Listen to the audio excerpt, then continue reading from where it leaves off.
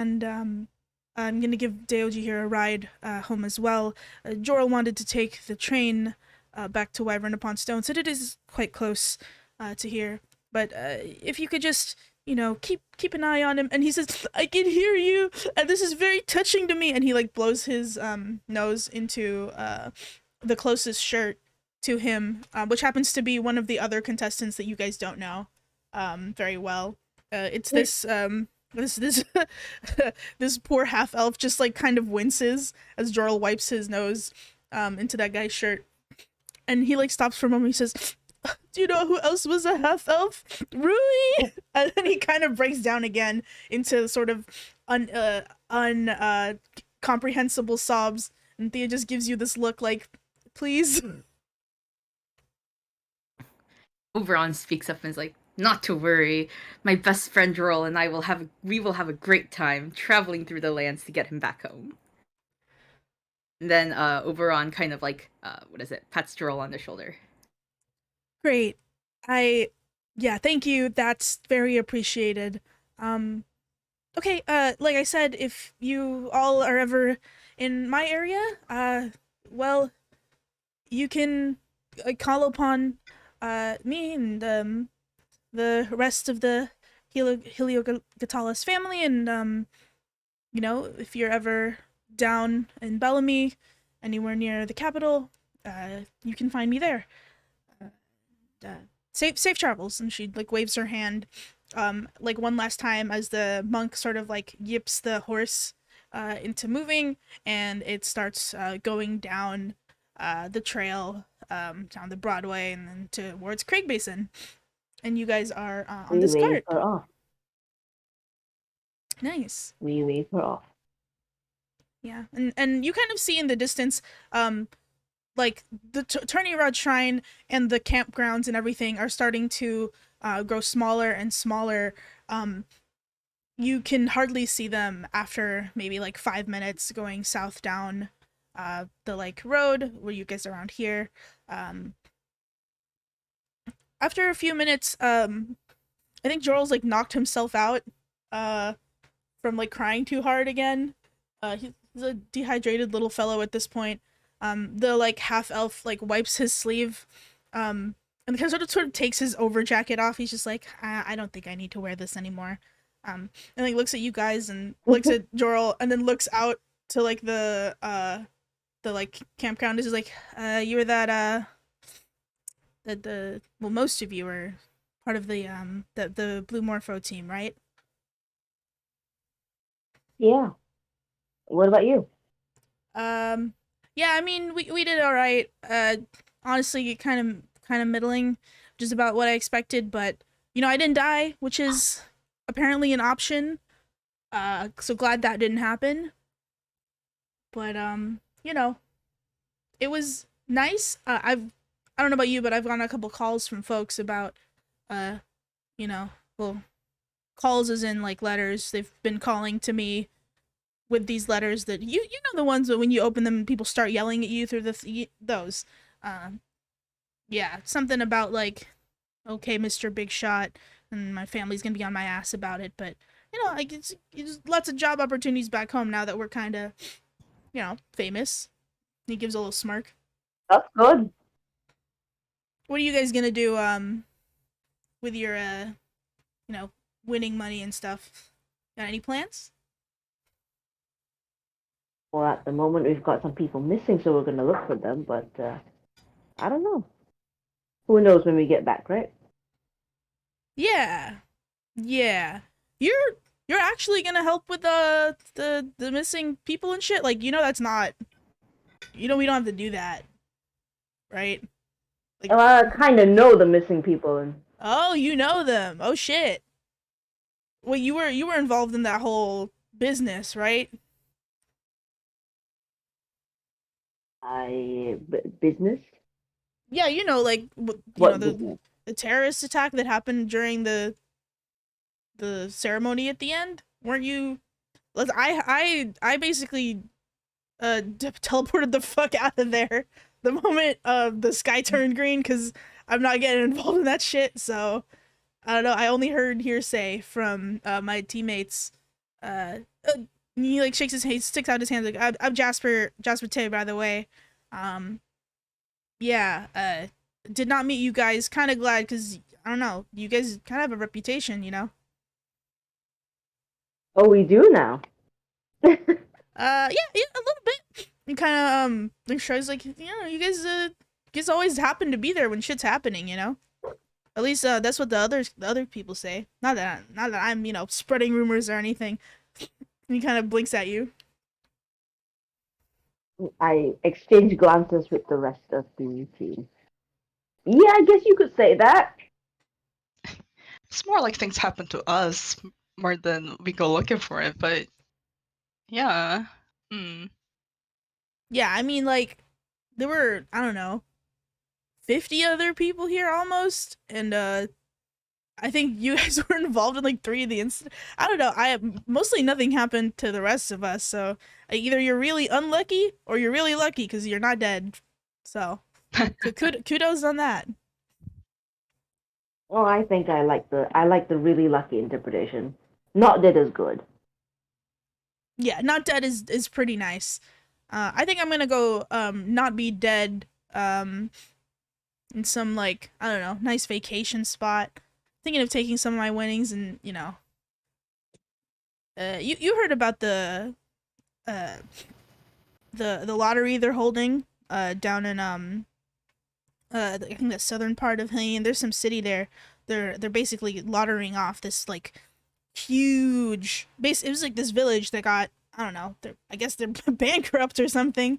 But yeah, I heard that the lottery is opening up for that, and if you win, you put enough tickets in. I have enough money. I could put in shit ton of tickets. There's no way I wouldn't win unless you also go in and I don't know why I'm telling you this.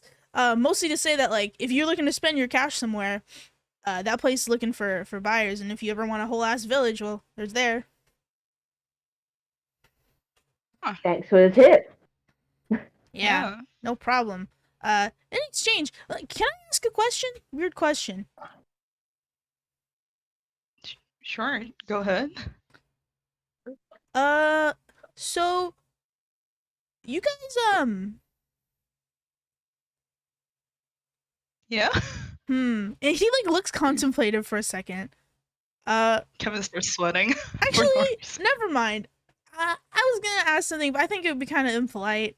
You don't gotta tell me. Don't worry about it. And he like kind of like looks like he changes his mind and like looks off into the distance before like fiddling with his he has like this like lute on his like shoulder. He like starts fiddling with it. He's just like, yeah, never mind. Don't worry about it. And Just now take the Oberon tip is for free. interested. And Oberon's like, wait, no. Go on ahead. We won't be offended. Yeah, we're all friends here. We all went through an experience. Yeah, I mean, an experience is Yeah. how I would describe it. And besides, if we decide not to answer, we don't want to tell you, we will just not answer. Yeah. Yeah. Okay, so like did you Nah, Oh, come on. You've piqued our Did curiosity we? already. okay. Like this is going to sound fucking crazy, right? But like did you guys see there was this guy, right? He was we met him, I don't know, somewhere around the like northern half of the island. Um Okay. he Mhm. was how to describe him? I think he's some like drow elf guy, right? I'm not. And he like holds his hands up. I'm not like racist or anything. That's a really bad way to start a sentence. But like, do you know? Have you seen him? Cause like we were there's some shit going on up north when we were doing the stupid uh adventurers like living back through his life. I don't remember what his fucking name is, but it was like some weird puzzle where he like you went through his adventures or whatever. I don't know if you did that, but it was near the north and there was this drow guy and I saw him hauling like this weird like white fish through the basically the dirt or whatever. Um And like, I don't know why, but like seeing him and seeing that fish, my brain turns real fuzzy thinking about it. And like I told my teammates about it, and they were like, "I don't know what the fuck you're talking about," because I saw it during my watch at night, and I don't know, like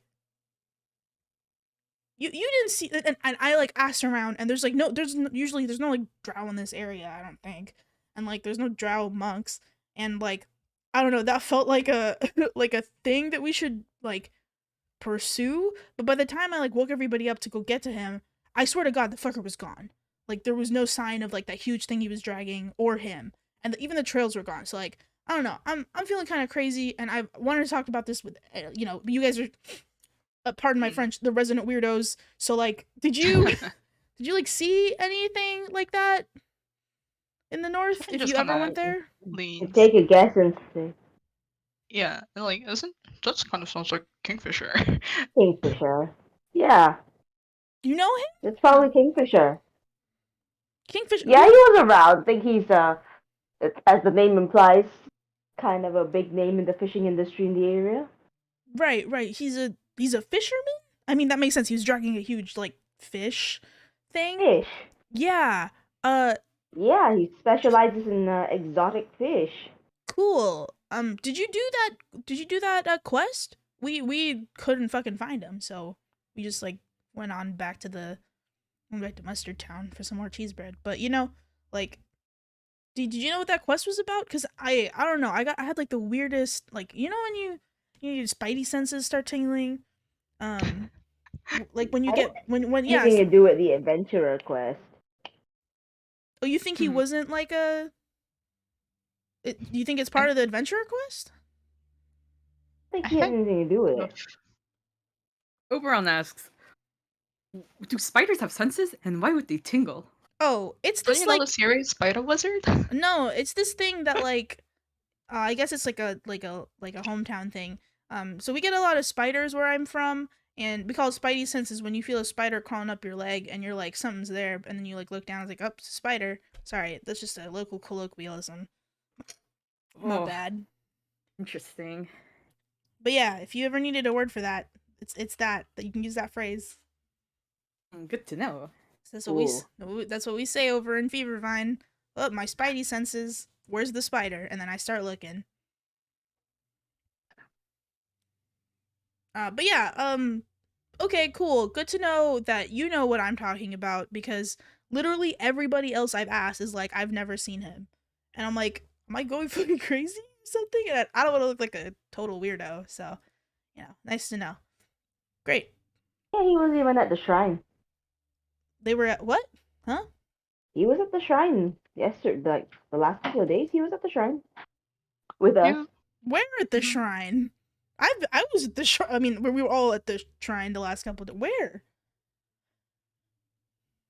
I'm sure he was busy Around, doing by the something. lake. By the lake, I think we most usually saw him By the fishing. I mean, there was a guy by the lake, but it wasn't a drow, was it? No, it was just some other half elf. No, you might have been a bit busy, maybe because you weren't there during the combat. Oh, was he at the Actually, was he at the fight? What? He was at the Yeah. fight too. Yeah. There was. Uh, Oh man, I'm fucking. Can you seeing things. describe like the drow you saw besides the fact they're drow? Do you remember like a hair curler perhaps? Yeah, white, like most drow. I don't know. I mean, he had white hair. He had on like this green, some sort of like hunter clothes. I'm gonna be real. I didn't see any fishing poles on him. Maybe he keeps them somewhere else. But he had like, I don't know, regular leathers on. He had like he had like a sword strapped to his waist. A bow. Does this description matches the kingfisher we know? Yep. Kind of sounds like him. Kingfisher. Okay. Yeah, that does sound like him. But I don't know. Maybe I had like dirt in my eyes or something. But there was some guy at the docks, like after the whole like shit went down, that was like fishing, and I don't know. I remember that because I walked up to him and I was like, "Hey man, anything good catch? Like anything good?" And he's shaking his head and he says like, "Nah, the fish are not biting today." And I'm like, "Oh, okay, cool." Um, but he wasn't a drow. He was a like half elf, kind of tan, like blonde, dirty-ish hair, uh, a little bit like short. That's the only guy I saw Not fishing. on the older side, or I don't know. I would say maybe like it was like I can't elves kind of. that's true. I wouldn't say he's old. Yeah. It was probably the kingfisher then. The the elf? I thought you said he was a drow. Oh, we're talking about a elf now. The half elf, yeah. The fisherman guy I saw. Mhm. Whatever. Okay. Well, I'm just crazy Well, then. I don't know. maybe he's got an illusion on that only works on elves. What? Huh. Huh? Hmm. Wait, wouldn't Who that have knows, then right? also worked on Merlin? We don't know. Huh. I don't know. Right. Okay. Good to Or know you are maybe, just as or confused as I maybe, am. or maybe he only put it on when he came here and it doesn't work because we know what he looks like. Hmm.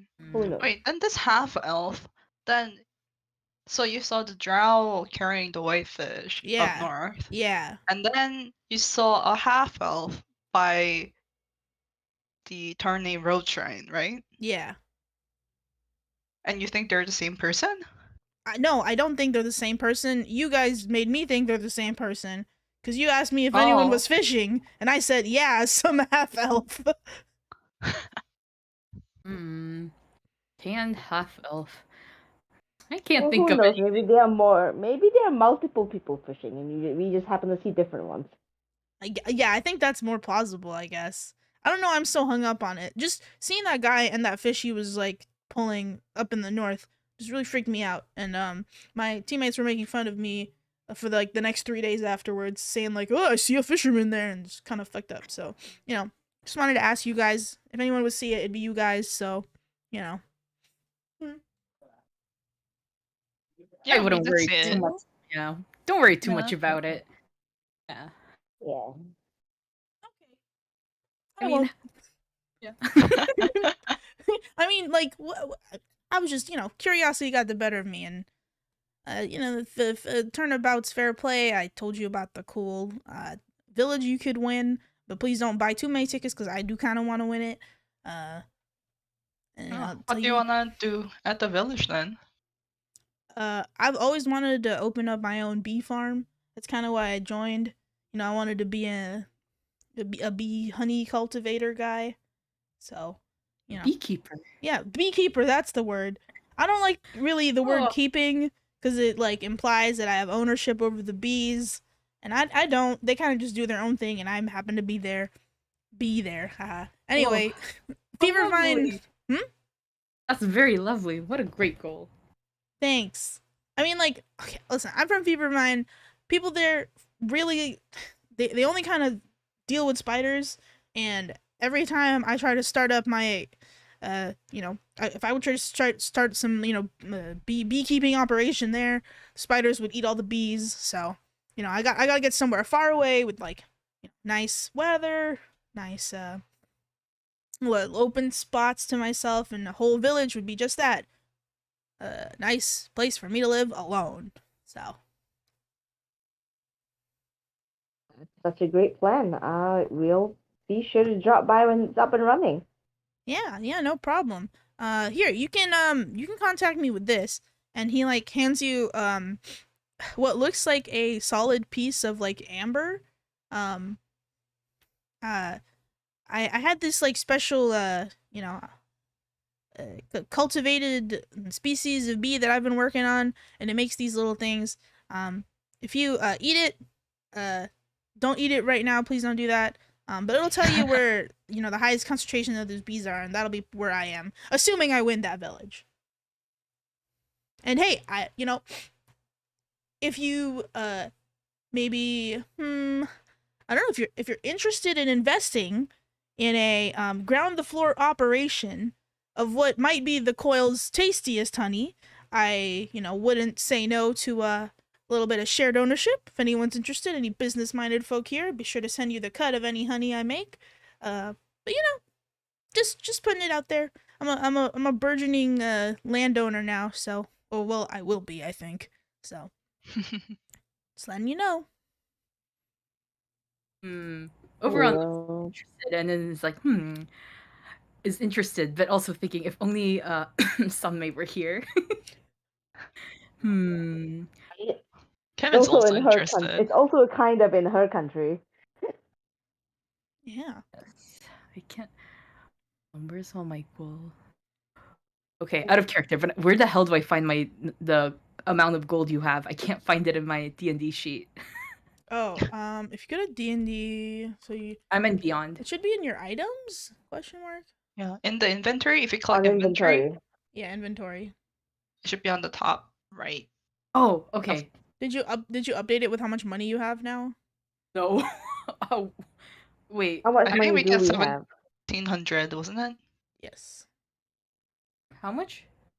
1,700 per person, wasn't it? What, GP? I Yeah? believe so. Yeah, per person. Yeah.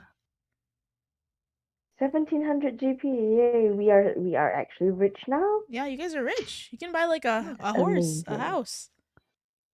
Many tickets to perhaps own a whole village, I don't know about a village, but I am interested in quality honey. How Yeah. much are Very you looking true. for in terms of investment? Oh, I just gotta get in the ground floor. The majority of my cash winnings are gonna go to buying those damn tickets. And if I can win the spot, then I'm gonna need a little bit more gold to get set up, get the marketing right. I'd say a good 100 gold per share. That'll give you a percentage of whatever I earn. Hmm. Can we get some of the honey too? Yeah. I've been working on this I like cultivating different kind of bees. I don't know if you guys found them, but there were some fucked up bees over near that tavern place. I forget what that place is called. There's some weird bees and weird Tabernacle? honey. Huh. Oh, In Mustard Town. oh, Mustard that Town, place. that's what it's called. Yeah, Yeah. I remember that. Ah. Yeah. So there was some weird jelly. Like not jelly. There was some weird honey, and it made people real sleepy. And then I found the creature that makes it, and I've been trying to. It's pretty hostile.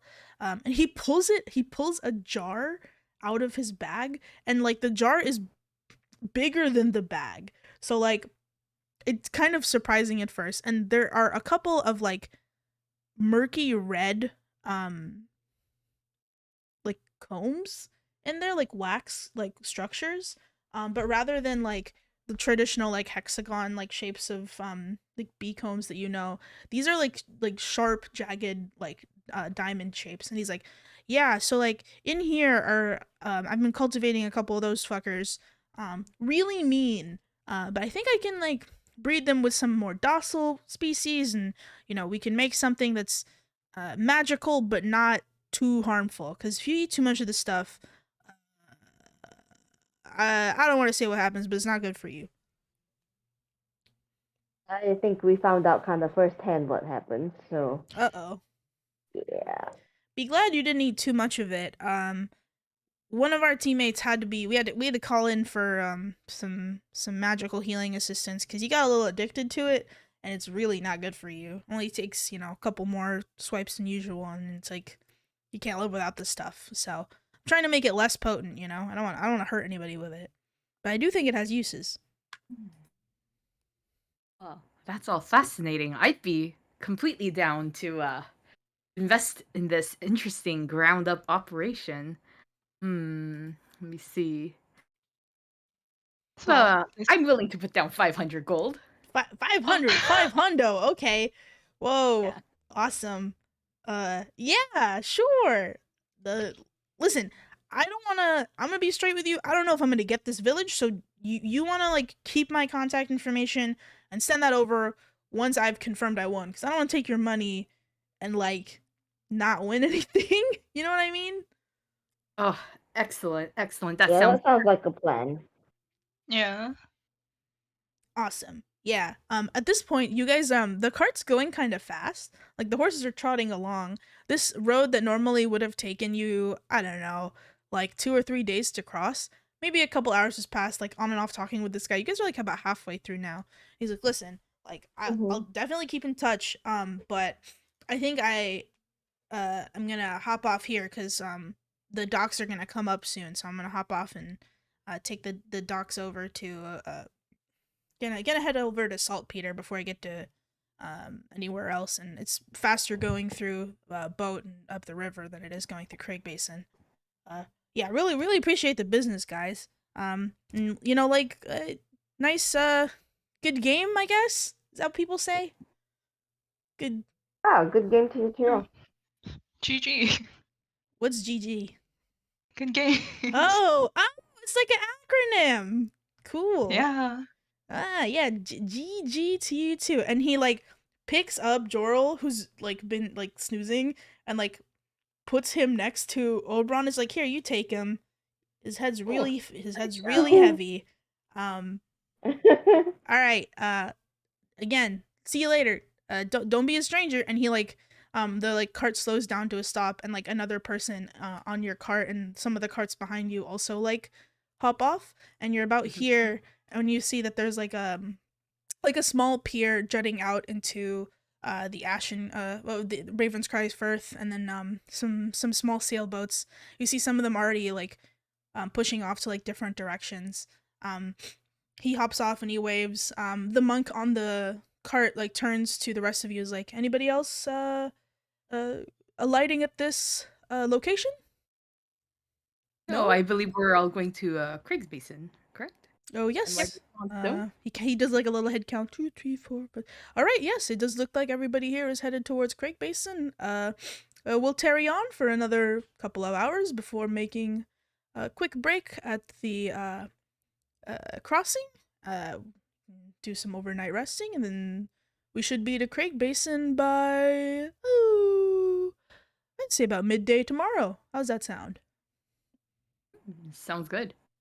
Yeah, sounds perfect. Any bathroom good. breaks? Any stretch breaks? Feel free to take them now, and we'll be leaving in about 5 minutes. And he like hops off, like waddles over to go talk to the other monks. And you guys can have a I couple guess- minutes, 5 minutes to be exact, to like take in the surroundings, take a stretch break, whatever. Yeah, stretch break, I guess. Did you guys find anything weird about that conversation about the fish? Fisherman? What wasn't weird about it? That's probably the bigger question. Well, we I can't was ask Kingfisher in person now. Yeah. I mean, I forget. It's not Was like we that can white ask fish the Kingfisher now. fish he lost? Sorry? Sorry, Evan, what did you say? Oh, I said it's not like we can ask Kingfisher in person now. It's not like we can ask Kingfisher in person now. I see, I see. I could, Yeah. if you give me a day, we could. What does that Not mean? in person, What? but can send a message. Sending? Probably. They nod. Well, I don't see what's so strange about Kingfisher dragging along a white fish. Sounds like Kingfisher things to me. Only if you're curious.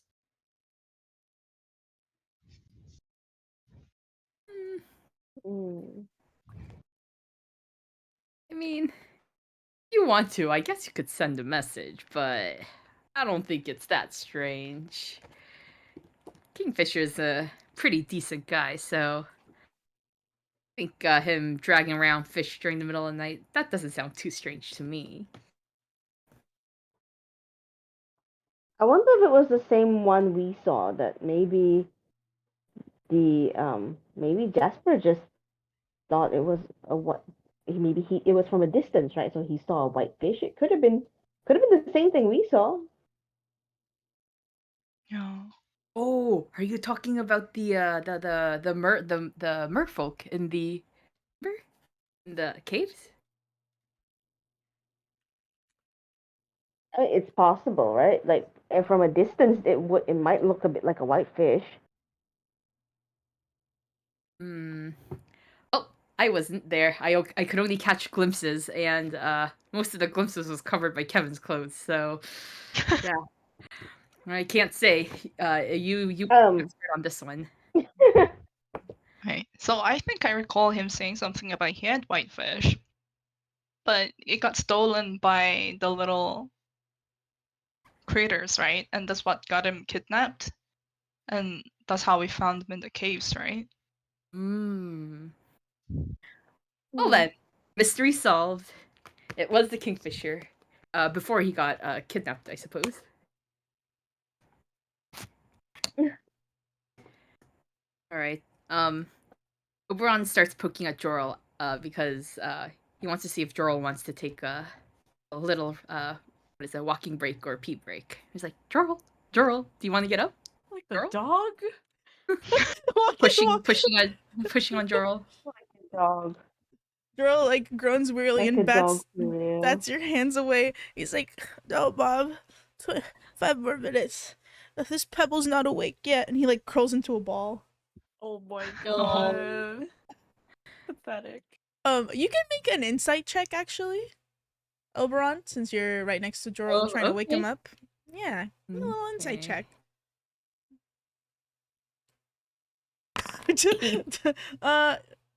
Yeah, you're looking at Jorl. He seems like a sleepy guy. He doesn't want to get up.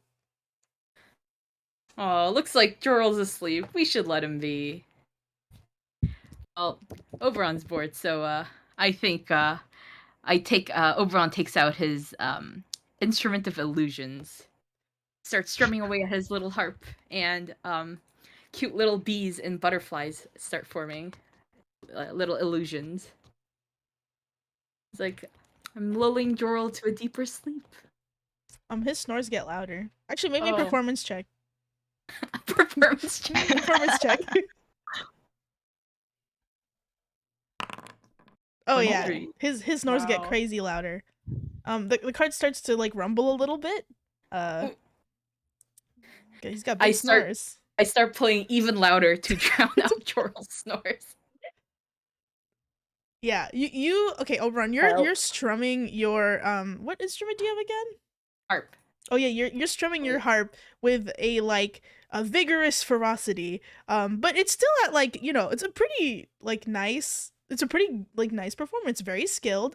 A couple of the other monks that are manning some of the other carts ahead and behind you that are also taking their break, they wander over to listen to the song and like comment on like, oh, it's a pretty nice melody. Wow, he's playing so powerfully. Gosh, such passion. And like some of the folks on the boat, you see their like heads turn to the sound.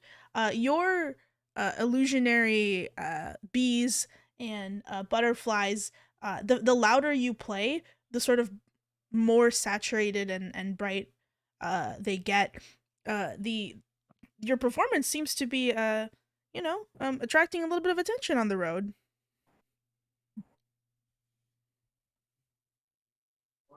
And then while I'm strumming, I turn over to Kevin's like, Kevin summoning. Would you like to join in on this wonderful performance?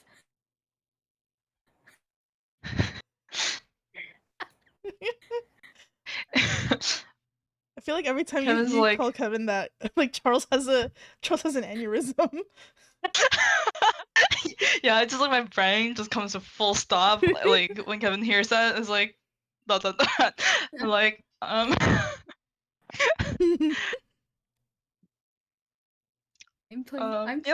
you're doing such a lovely job. I'm afraid that it's gonna break people out of this certain kind of reverie. So please go ahead. And just Kevin starts like clapping along to the song. Kevin, make a performance check.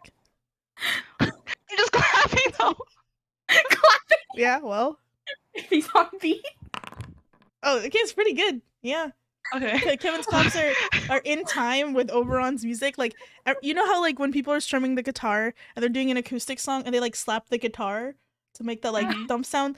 Kevin's like claps are in time to that. It's actually a pretty moving performance. Both of you get inspiration for your nice performance. That has like sort of lightened up the mood for the little break around camp. And Wow. yeah, it's very nice. A couple of the monks like sort of like take some coin and then they like kind of toss it, and the coin like flips in the air, and all of the coins for some reason just start rolling into Hako's lap. I think one of them like flicks you in the forehead gently before like falling down into your lap, Hako. It seems like they think you're the hat that Busker's money goes into. Cause you're so still and just watching the performance. They're like, oh here, give this to the bards when they're done. That was great. Wow, that was awesome. Thank you so much. I love a good road song, you know. And they're saying this to like you, Hako, as if you are their manager. They're just staring like, Clearly and then you they are. nod. They just nod very slowly. Clearly you are. Yeah. I'm their K-pop manager. Oberon is like over to Kevin. Oh, imagine if Sunmu was here. Oh, what a Sunmei is blast. there. Somebody is Somebody is there. In the background. You guys left Somebody's Sunmei. sleeping. If someone was awake, You okay, forgot there we go. Sunmei at the shrine. So Sunmei gets up from the cafeteria and is like, "Where the fuck did everybody go?" Oh, I think that's what should happen, actually. Actually, yeah, I think you guys left, Yeah. and it's not until you are at this point when Oberon says that you're like, "Wait, where are Sunmei and Merlin?" Oh shit! Well, I keep on playing the harp merrily, like, as if we did not leave two of our party members behind. Oh, Really? Blair like plays the harp so well. Like, where did you learn it? Oh, you know, just picked it up as a hobby when I was a young lad. Didn't get to really play on it, play and practice much until a few years ago, but it's all part of my wonderful bard training now. It's like, do you think I'm doing okay as the of course the Sunvey bard to my and the one I look up to the most right now?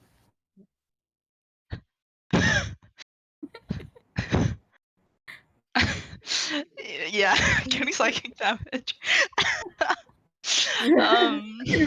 Maybe Kevin should roll for like psychic damage. Well, no damage. It's just Kevin starts sweating. Yeah, Kevin just starts sweating and is like, yeah, please stop, please stop saying that word. Because we're not friends, we're on the same team, so you know that phrase has such a puts such a distance between us, right? So just feel free to just call me by my name. Yeah, and also because just you're on our team, I'm just curious about yeah, how things were going for you. And actually, I've run here before you guys like joined the coil because I don't think we really had a chance to The sit and Laurels. talk about it. Laurels. Oh yeah, Laurels. Laurel. Kevin just hearing somebody has just like made him so flustered. I'm like, well, I suppose so, but, you know, as fellow Asrian men, I, do feel a kinship when I use that certain word, and little sparkles form around, Oberon as he continues playing. And reminiscing on his, you know, wonderful, you know, Sunbay bard that he looks up to so much. Then, all of the bees and butterflies actually start swarming and like fluttering around and forming vaguely into what looks like could be Kevin. Oh my god. Yeah, roll me another performance check to see how good that illusion is. Okay.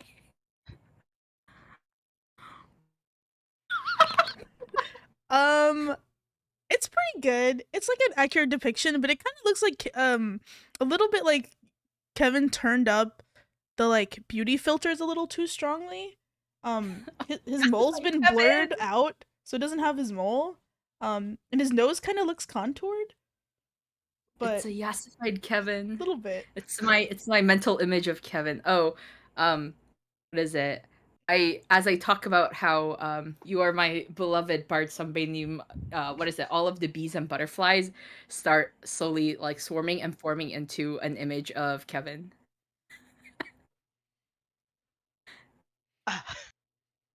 Yeah. Mm. This is like my internal like mental image of Kevin. Yeah. Yeah, all yassified. Yeah. All right. This is the longest ride Kevin has ever experienced. As spectral Kevin sits there shimmering, smiling, kind of like almost uncanny valley like, the monk returns to the cart. And oh my god, that's your panini pal. The monk comes back and is like, "Oh, okay, wow, nice song by the way. Appreciate it. If you all are ready, we have an extra pest. Oh, you silly illusion tricks. Well, unless that guy is got his own ticket out of here, we can't bring him with us. Haha." And then Oberon laughs like, Anyway, yeah, if you guys are all done with your breaks, ready to head back out on the road. yes, I believe so. And I wrap up my performance and put my harp away. Okay. If there's nothing else, the cart will start to move again as he sort of yips the horses forward. The horses sort of whinny and start going at a pretty fast clip. You notice now that there are quite a few less carriages with you. Many of them alighted at that port halfway down the road, but there are still maybe two ahead of you. And you are sort of like bringing up the rear of this line. As the day progresses, and you all talk about whatever it is you talk about on long journeys, some of the one of the carts breaks off and seems to be headed further west, or sorry, not west, further east and south. You're around about here-ish when it breaks off towards the south. And you guys continue on. Just the last two carts, couple of hours more pass, and the sun is starting to set. And you see that you're at a point where you can kind of see water on like either side of your left or right. The land has narrowed quite a bit. The landscape is a little less like sort of pastoral and a little more forest like. You can see that there's clear like aqua waters to your left and the sort of a like darker but still pretty clear water to your right, and it seems that you were at the break, which is this point here. When the carts now two carts left like slow to a stop, and the monk stops the horses and turns and says, "Well, think we're gonna camp here for the night. If you all are amenable to one more night of a great outdoorsing, and we're gonna get the central camp set up, and yeah, feel free to do your own thing. We'll call you over when dinner's ready. Feel free to wander around for a bit. Don't go too far though. Shouldn't take no longer than maybe 20 minutes or so. For me and my fellow senior monk to get things set up for y'all." all right. Well, now that we're setting up for the night, Oberon actually tries waking Jorl. It's like, Jorl, wake up. It's dinner time. It's Jorl, it's dinner time. Jorah like blearily like blinks his eyes and he looks at you. Make another insight check. Okay. Can I give Bardic for this or no? Yeah, you can give Oberon Bardic Inspiration, sure. Cool. Heck yeah. Wait, so I roll insight and then what do I do for Bardic? What's your Bardic, Charles? It's 1d8. Right? Where did it go? Correct. Yes, 1d8. You're at 1d8, I think. So yeah, So just I- add 1d8 to whatever you roll for your insight. Okay. 19 plus 1. Oh, you don't need it. More than me. Oh wow. 23. Yeah, Oberon, now that you're like close to Jorl, and this is your second time like seeing him up close and waking him up, I don't think you've ever been like you've like hugged Jorl and he's your buddy, but I don't think you've ever actually like been this close to him. Mm-hmm. And you know a lot of dwarves. You notice that Jorl is a lot younger than you thought he was. He has a full like beard and like braids and a lot of sort of affectations to his appearance that mark him as like an adult. But like the longer you look, the more you realize Jorl's pretty young. Kind of like you would if you did not know better, if you do know at all, you would think Jorl might be like an older teen even. Kind of could definitely pass for not a fully grown dwarf. In his like sort of sleepy state, he like wipes his eyes and he says, where are we? Are we there yet?" Oh, we're not there yet. We're stopping for the night. And then we will be on our way to Craig's Basin tomorrow, and then Wyvern upon Stone afterwards. "Oh, okay, good. I want to go home. I what are we gonna do about my uncle? I don't know. I'm gonna." And then he Oh. like steps off the cart and like stumbles a little bit and like lands, sort of like rolls on the floor, pushes himself up. He says, "Oh, okay. I need to go to the bathroom." And he like wanders off into the woods. All right. And I'm like, I turn to the rest of the team. Is like, by the by, do you know how old Jorl may be? Or because I thought he might have been a little older, but it looks like he might be uh on the younger side. You know? He never told you his age now, did he? None of you? I think Avani maybe would know. Probably no, yeah. Yeah, Avani, you make me a history check, real quick. Let's see. What did we do with this one? 8. Yeah, I mean, even with an 8, like it's not like you would have forgotten that like Jorl is he's Count Lapis-Strike's nephew, right? And like he is the son of Count Lapis-Strike's sister, and he's always been like a super like not pampered but like a favored member of like Wyvern upon Stone sort of like gentry like nobility because he's like a youthful and like happy presence generally. He's sort of like a boisterous guy. You recall actually the last time that you were in Wyvern upon Stone, like when your travels brought you there before you came back to like be sponsored for the Laurels. Jorl just had his like 2 years before his like adulthood like name day, his like birthday essentially. So like you estimate like Jorl is not that much older than like an actual adult dwarf, and actually might be younger, because like dwarven years are kind of fuzzy and they age differently than like most like than you and than other species. But like Jorl has always struck you as like a youthful young guy, but you've never actually thought of him as an actual kid, until like Oberon points out like he's pretty young, and that sort of like tracks with Lapis Strike asking you to keep an eye on him. I guess I relayed this information to the group.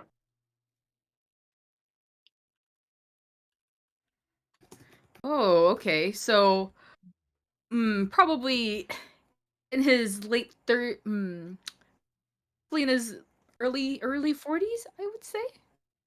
Yeah, because Oberon knows about dwarves and has a lot of contact with dwarves. So I'm like, yeah, I would definitely say he definitely has not reached 50. He late 30s at the most, and then early 40s. Does that sound about right? And you all know that, like, you had to be an adult, like, by your species definition, I suppose, like, an of-age individual to join the The tournament. laurels. Even if you are sponsored, you need to be, like, an adult. And, like, it sort of, like, needs to be, like, that's just a requirement. You can't have children running around, right? Yeah. So it does strike you like it's a little strange that this he's a lot younger than you think, and I think like he's showing his age in that like in his grief, just kind of listless, doesn't know what to Mhm. do, a much different Joral than you're used to.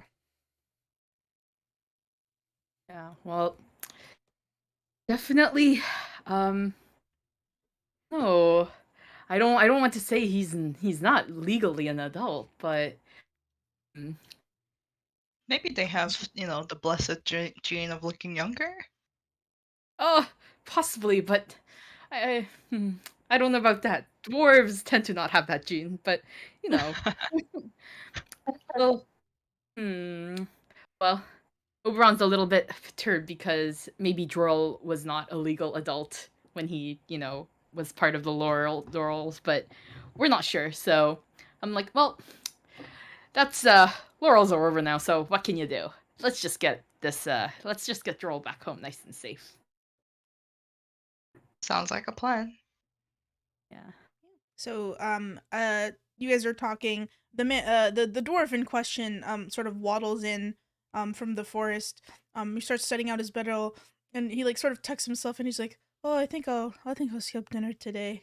I'm kind of sleepy." Oh no. And then I run over to Droll. I was like, Droll, no, you have to eat to keep up your strength.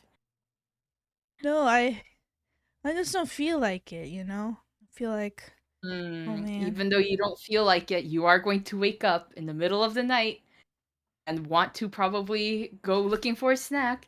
And while you're looking for a snack, you just may accidentally wander off and trip over a cliff or fall into the water. What would you do then? He like gives you this look. He's like just very specific. Mm. Does that happen to you? Oh, not to me, but I do have siblings. Oh, Yeah. how many siblings? Well, let me see. I am the oldest, and then I have twin younger sisters, younger brother, and of course a what is it? Sworn brother, you could say. So yes, quite a lively family. Oh wow, you're quite a large bunch. Us Drar, we don't really have that many we don't have that many siblings. So Oh I'm yes, the only one. yes. I feel like it's pretty rare that I've seen more than one or a solo child. Sometimes I've seen like two on occasion, but very very rare. Yeah, I mean they do say each pebble is a blessing onto itself. So how about the rest of you guys? You guys have siblings? He like looks at the rest of you. Avani will shake her head, but and also like, can she go over and see if like anything is wrong with Joro? Like you know, like maybe he's not feeling well Yeah, you can. What do you want to do? You want to make a medicine check on him? or something. I guess. Yeah. Sure, you can do that. Go ahead. You can do medicine or investigation. Up to you. Oh, investigation then, because my investigation is higher. 27 investigation. 27. Yeah. So he looks mostly fine. He looks a little like pale. Um. You do notice though, there's sort of like a very very light like sheen of sweat like across his brow. Um. And like the closer you get to him, like dwarves normally run kind of hot. But like Joral's a little warmer than you like anticipated when you're like next to him. He's sort of like radiating a little bit of heat. It's So kind of like he's feverish. a little bit, yeah. I mean, without touching him, you wouldn't know, but like his eyes are a little glassy. Um, uh, clearly he's like in a little bit of a mood, doesn't want to eat, wants to go to bed. Mm. I think maybe we should get him to a doctor instead. Maybe some of the monks here would be good with that. Hmm. Wait, He what? must be having a fever. Huh? I don't need to see a monk. What? No, I just wanna He's go to having a bed. fever. Fever? No. No, dwarves don't get fevers. That's a surface dweller problem. Heh. Hey. Can Kevin try to then like also help to like try persuade to go see a monk or for just checkup by just saying like it'll help him sleep better. Yeah, you can give me a persuasion check. You can have advantage because you have help from Avani. I'm assuming. Mm-hmm. Yay. If I can find it. um okay, here we go. Yeah, 20. He's sort of like squints and he's just like, I don't know what like, I do kind of want to go to bed. I'm really sleepy. Do you think those monks have something to help my sleepiness? Yeah, of Maybe. course. Okay. Very likely. I'll go see them. And he like gets up from his like little bedroll and like waddles over to like one of the monks, to like start talking to him. They're a little far away. Do you wanna escort Chorl to the monks or to be able to talk? We can go with him. Yeah. Oh, okay, We you can go with him. guys catch up to him. He's like, "Oh, you coming with me? Yeah, I mean, sure. How are you? How are you guys? What are you guys gonna do? You know, when you get to you're gonna help find my uncle, right?" Yes, we are. Don't worry about that, Jorl. Well, I'm sure your uncle's just fine. And don't worry, I'm sending up some extra prayers to all of the Pantheon. But, especially Mother's shoulder to make sure that he comes home nice and safe. So you shouldn't worry too much. Oh yeah, that would be great. If you guys are going up, north and stuff, there's like there's a Camp for Heart Halls up there. I have some alms to like give to like help, pray for him to come back safely and stuff. I'll Yeah, of course. I would go with you, and I really want to, but I'm kind of worried, when I get back to Wyvern that well, my mom's gonna beat me up to basically dust, so Ooh. might not be able to come. Well, Why? Well, Shouldn't you be proud that you made it home? well, and he gets like this wet look in his eyes, and he kind of like wobbles a bit. And I think like you guys get some meds from the monks. And you guys are walking back now. He says like, well, and he like looks left and right. Okay, I have a confession to make. So I had asked Uncle if I could come and just observe, cause it's part of being a lapis strike. You gotta like run events like this and whatever, right? And I told my mom that I'm just observing, but then one of the one of the other participants that was supposed to come with us, he got sick and he couldn't come. So then I, told my uncle, I'll step up. I'm a highly trained warrior. I can step up and represent us well, right? So, I mean, you were there, Avani. He said yeah, so I got to go. I didn't tell my mother that I was doing that, but I don't think she'd mind, Oh. right? She'd be fine, probably. Cause I did mostly good. I did lose our uncle, so that's not. I might be ground to slate for that, but I'm mostly okay, and I did prove that I was doing quite. I'm a pretty good fighter out there, so. right? Oh. Yeah. Yeah, I yeah. think you did fine. You did I don't think you could be blamed for Count Lapis Strike going missing. Yeah. And probably You're an independent adult. I think you shouldn't be so worried about what your parents think. You're an adult, right? It's kind of leading question. Oh. Yeah. Yeah. I'm a Insight check. adult. All of us insight. Yeah, you can make your insight checks. Oh my god. No. Shit. 10. Hako doesn't know what an adult dwarf looks like. Yeah, actually, they told her like, you have a beard. I don't know. Yeah.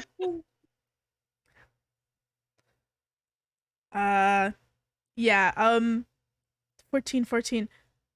What did you get, Avani? Are you rolling insight?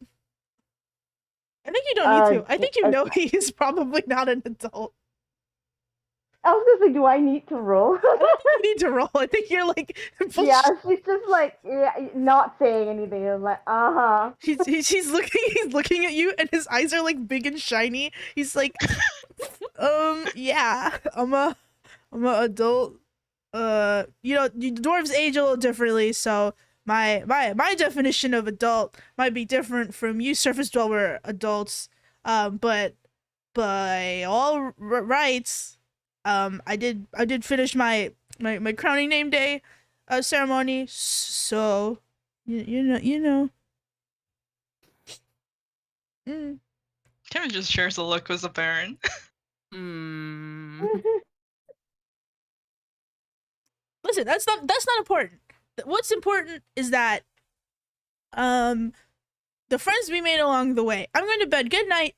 And he like tries to like bolt into his bedroll. Take your I meds. think- Yeah. Yes. yeah. Well, I think that was an answer in of itself.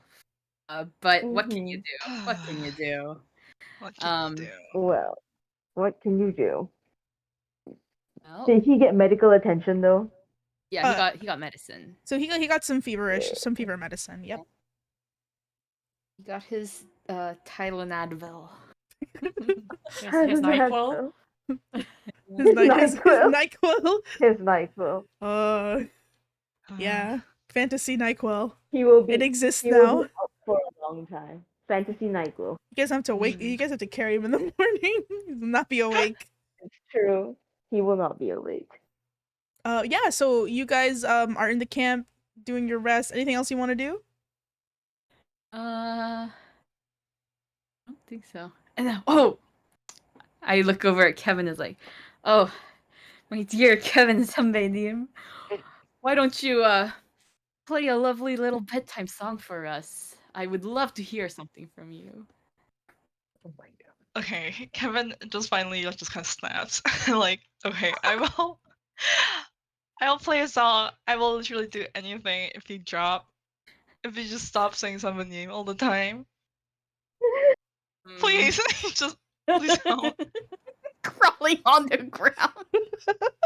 I'm just on my knees at this point. I'm just like, Oberon is like, well, I suppose so, but I think it might come back if we ever set foot into Asburia, and we are surrounded by cultural norms again. But I'll try. kind of cold. Okay. So you my wanted a God. nighttime song? Performance check. Yeah. Make me a performance check. While like Kevin is getting the instruments out, he also asks like, "Is there a reason why you wanted to listen to a song from me?" Well, because you're my most beloved bard that I look up to, so I would love to hear something from you. After all, you're my ideal model for being a wonderful, successful bard. Oh my god. I'm barely out there, huh? Kevin is just so baffled by this reaction. Remind me, does Kevin know that Oberon has basically watched him for the last like 2 weeks? I think at I this told everybody point, in like the first meeting. yeah, Oh, It okay. was an iPad baby. Yeah. yeah. But like, it's just the reaction people get after watching for 2 weeks. Well, that you Oh. know of. You haven't met anybody else. You're right. Okay. Well, Kevin rolled 23 on performance. Yeah, your song is very nice. It's very, very well done. What's the song about, Kevin? It's supposed to be a night song, right? So it's Yeah. just like very like I guess like common like a children's song. Like children's, what's it called? A lullaby. Like he would sometimes play to the kids when he's like in Helena's Cross. And you know, like I don't know about what though.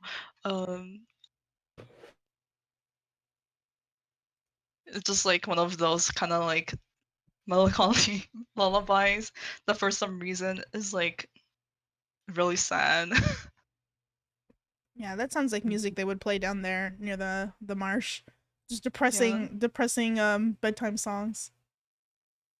Yeah, something Mm. teaching the children about the dangers, about I don't know, Kevin, magic in the woods. as you play your instrument very expertly and finely, might I add, a couple more people like gather around the fire. Joral's extremely loud and earth shaking snores, which have started, actually quiet down, and he like rolls over unconsciously in his bedroll, like sort of towards the sound of the music. uh, Aw. and he sort of rolls over, and his snores like stop. He like his like breathing evens out, and he like snoozes, and your music sort of like floats up, with the like embers of the fire, into the night sky, and you guys sort of like take your rest with a couple other participants and the monks here at the break. Speaking of break, do you guys want to take your break now? Okay. Sure. Sure. Yeah, let's pick up in 20 minutes. Everybody get your snack, and I'll see you in at 9 p.m.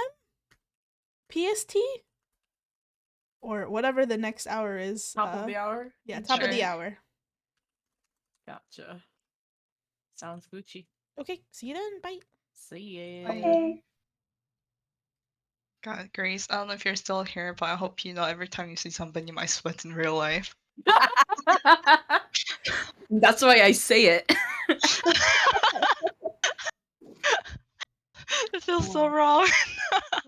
Yeah, well.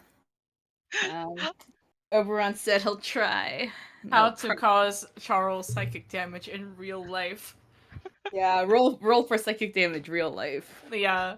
Yeah. All you just have to say is Sunbinion towards Kevin. Mm-hmm. You can't Like escape. Grace There's two Grace is Koreans my in here. Sunburn name. Grace is my Steve Tony Sunburn name, and you're doing Steve this to me. Tony's. Holy fuck! Mm. Kill me. Yeah. Well, Yachty, What? I feel like your body's doing that to yourself already, so you know. Yeah. Yeah. You're just accelerating it. Yeah. You're Debuff. speed running it. Hmm. Okay, I'm gonna go Yeah. grab a snack. Okay. Are you here, Grace? I'm here. God I mean- damn. The silk and the stutter. Welcome to hell, except I think you're the one causing it. So Yeah. I love it. Yeah, we need a Oh. little help to spice things up. I don't know. I feel like everyone does it to themselves already. True. Ash. Okay. Yeah, I'm good. I dropped my fork. Oh, nice. Yeah. I don't know why. It's only specifically coil that my body surges and like memes do not stop flowing out of my brain. You know that's a good group then. Like every fucking sentence, just want to put memes in chat. It's so hard to hold back. Wait, hold on. Oh, you posted a shit ton of things in the what did you post? Oh my god. The driving tier list. Duh. Tier list. Oh no. I feel like some might probably drive fine, but like her energy is like not a good driver. You know what I mean? I feel like she's one of those drivers who like thinks they drive good, but actually is going 80 on a 40. Yeah. That sounds right. I think yeah, Haku not having a license but being able to drive like fine. Same with You just- Ivani. I feel like Yeah. Ivani can drive. It's just she probably either doesn't have a license or prefers to bike. Yes. Or take Well, public Ivani- transportation. Yeah. That sounds Avani, alright.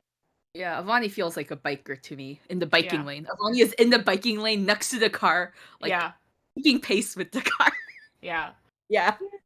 I'm sure Kevin probably could drive, but he comes off as a guy who always rides in the passenger seat.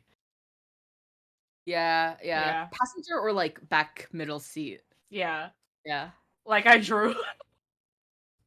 And Are then you yeah, saying that like... Kevin is Monica Core? yes. Yeah. Yes. Yes. Yeah. I'm Yeah. sure he can drive, but maybe he has so much driving anxiety he doesn't. Oh my feel like- god. I agree. feel like I he- totally agree with like the one where you say Merlin should never be allowed to drive ever. Yeah. Yeah. Yeah. I think Yeah, we all that's- unanimously agree with that for sure. Yeah. That's Merlin tier. Merlin has her Merlin own tier. tier. Yeah. That's yeah, that Yeah. seems about right. Avani has the GPS. Sunmei controls the music if it wasn't Oberon. Yeah. Kevin's sitting there, and Merlin has Merlin's one of those people who ride in a back seat, but like doesn't actually stay in her seat. Yeah. No seatbelt. Yeah, no seatbelt. Merlin has No been seatbelt. strapped to the roof because she needs to be like. Yeah, Oh my god, Merlin is in the trunk. yeah. Sunmei is Strapped, probably like a yeah. backseat driver, and like Eleanor is probably having a panic attack in the back somewhere. And then Haku has Yeah. nowhere to sit, so they sit like in that middle spot on the floor. Just like how you drew it. The middle spot on the floor. I think Haku could sit in the normal seat and we could put Merlin in the trunk. Oh my Yeah, god! that sounds perfect actually. Yeah. Not that the sounds trunk rider! Yeah, Merlin would be the trunk rider. Merlin is That's banished the to the only trunk. safe place for her. No, it's The not only safe safe because place for her. she's gonna stay like if it's one of those vans where you can sit in the trunk, she's gonna like sit like up so tall that she's gonna block the rear view mirror. Yeah. Because she's gonna be too busy like flipping off people at the car Yeah. behind us. Yeah. Holy. If it's like one of those sedans where like the trunk is completely closed off, Merlin Oh. would still go in there. Merlin would be like like banging noises, what is it? Pushing out one of the tail lights and sticking a hand out, you know. Oh my god, Merlin, yeah. It's Yeah. true. Yeah. Oh, is true. Sanmei is a texter and driver. I know it. I can feel it in my bones. Yeah, so not a texter and driver like taking on like all the calls on Bluetooth and like Yeah. talking yeah, while yeah, like yeah. completely distracted while Yeah, driving like a madman. yeah. Like really good at driving, but also like really scary. It's like Hustling while she drives. yeah, I'm telling you, she's those people who thinks they're good at driving, but in reality, you have cardiac arrest every time you ride with them. You didn't die, and that's where the good comes in. But if anything, it's the bare minimum. Yeah. Merlin is the kind of person who just never stops. Yeah. Like there's a destination from A to B, which is like 50 miles, but they will never stop even if it's like LA traffic. Yeah, Merlin is gonna run every red light, drive on the overflow area, drive off the road onto the curb, onto the sidewalk. Yeah. Does not never go under like 50 miles per hour. Yeah. And then like when she's like Like finally Kevin pulled would be- over. Kevin can drive and would drive, but would be like I think he would drive 10 miles under the limit. yeah. Would get pulled over for going too slow on the freeway. So He's true. the car that is like always on the right lane, like the right side lane, and everyone has to like drive around him. Yeah. Oh god. Like he's a polite driver. It's just that like, he's one of those cars where if I ran into him, like I would drive past him just to see if he was an old person. Because sometimes when I see a car that drives way too slow, I just drive past them to do an old person check. I'm like, are you old or are you new? Like when Kevin is driving, because he's so nervous, he instantly like ages like 3 years, so he looks like an old person when driving. And he like steps out the car and he's just like, oh, that was great, and he's normal again. Yeah. Yeah, this entire time I made up driving headcanons in my mind palace. You're welcome. Yeah. I wish Monica was here to listen to our driving headcanon. Driving series. Driving know. cannon. Monica, Yeah. come back. All right. Also, I have a question for y'all. Yeah. I wish everybody else was here. But I know we're going to, what is it? Craig Basin and then Wyvern upon Stone. And then there's the we have the train versus the road route to get to Halberdoon. So if we go by train, we go inland, like Durman Split, and then like Craig Reed Seat. But then if we go by road, we stop by Kestrel Beach. And I was looking at Kestrel Beach, and I'm like, if we go by road and pass by Kestrel Beach, we could have our beach episode. Oh my god. I was actually thinking that, but then we also have a free ticket. It's like a one-way ticket too. I think our one-way ticket is just to Craig Basin, right? Oh, I thought it was to Halberdian. Oh, we should ask. We should ask Okay, our yeah. Grand or DM whenever they return. Yeah. I think it would be funny to have a beach episode Oh, there. Monica's not. It is to Halberdoon. Okay. Oh, Monica. Maybe on the way back. Just setting some Yeah. stuff up. I think on the way back sounds like a good idea. So it's Craig Basin, and then we're taking the train up to Halberdoon. Is what's happening? I don't know what's happening, so I'm just curious. Anybody? What's the weather like in Halberdoon? Hmm? What's the weather like? Weather? Like, is this gonna be a beach around like California PNW, beach? Seattle. Oh, okay. Yeah. I don't know if I want to go to a beach in the PNW for a beach episode. It's gonna be cold. Cold. It's true. Let me see. It is okay. It is still the spring season. What was the date? So it's not quite summer yet. So yeah, it's probably still like it's like nice, but it's probably not like or warm. Yeah. Okay. So I guess on the way back might be a better my- time too. So it will actually be summer. Yeah. Yeah. Just take the long way down to the road. Maybe save some money too. I don't know how expensive train tickets are actually. I don't know. I don't know either, but Oberon does not care. He's got his daddy's credit card. Oh my god. Oh my god. Our cash cow? Is that the term? Oh. Whoa. I see. I see how it is. You only love me for Kevin, my... aren't you rich too? No? No, I think Kevin's just normal, right? Yeah. Is he? Kevin's kind of broke. Someone else is rich. Merlin is, I think. Merlin! Yes, Right! Merlin has a house. I think so. Like a huge ass house, right? Supposed to have a really fancy house. Oh my god, Merlin's a boomer. I forgot. Yeah, boomer money. It's true. She ain't even here to defend herself.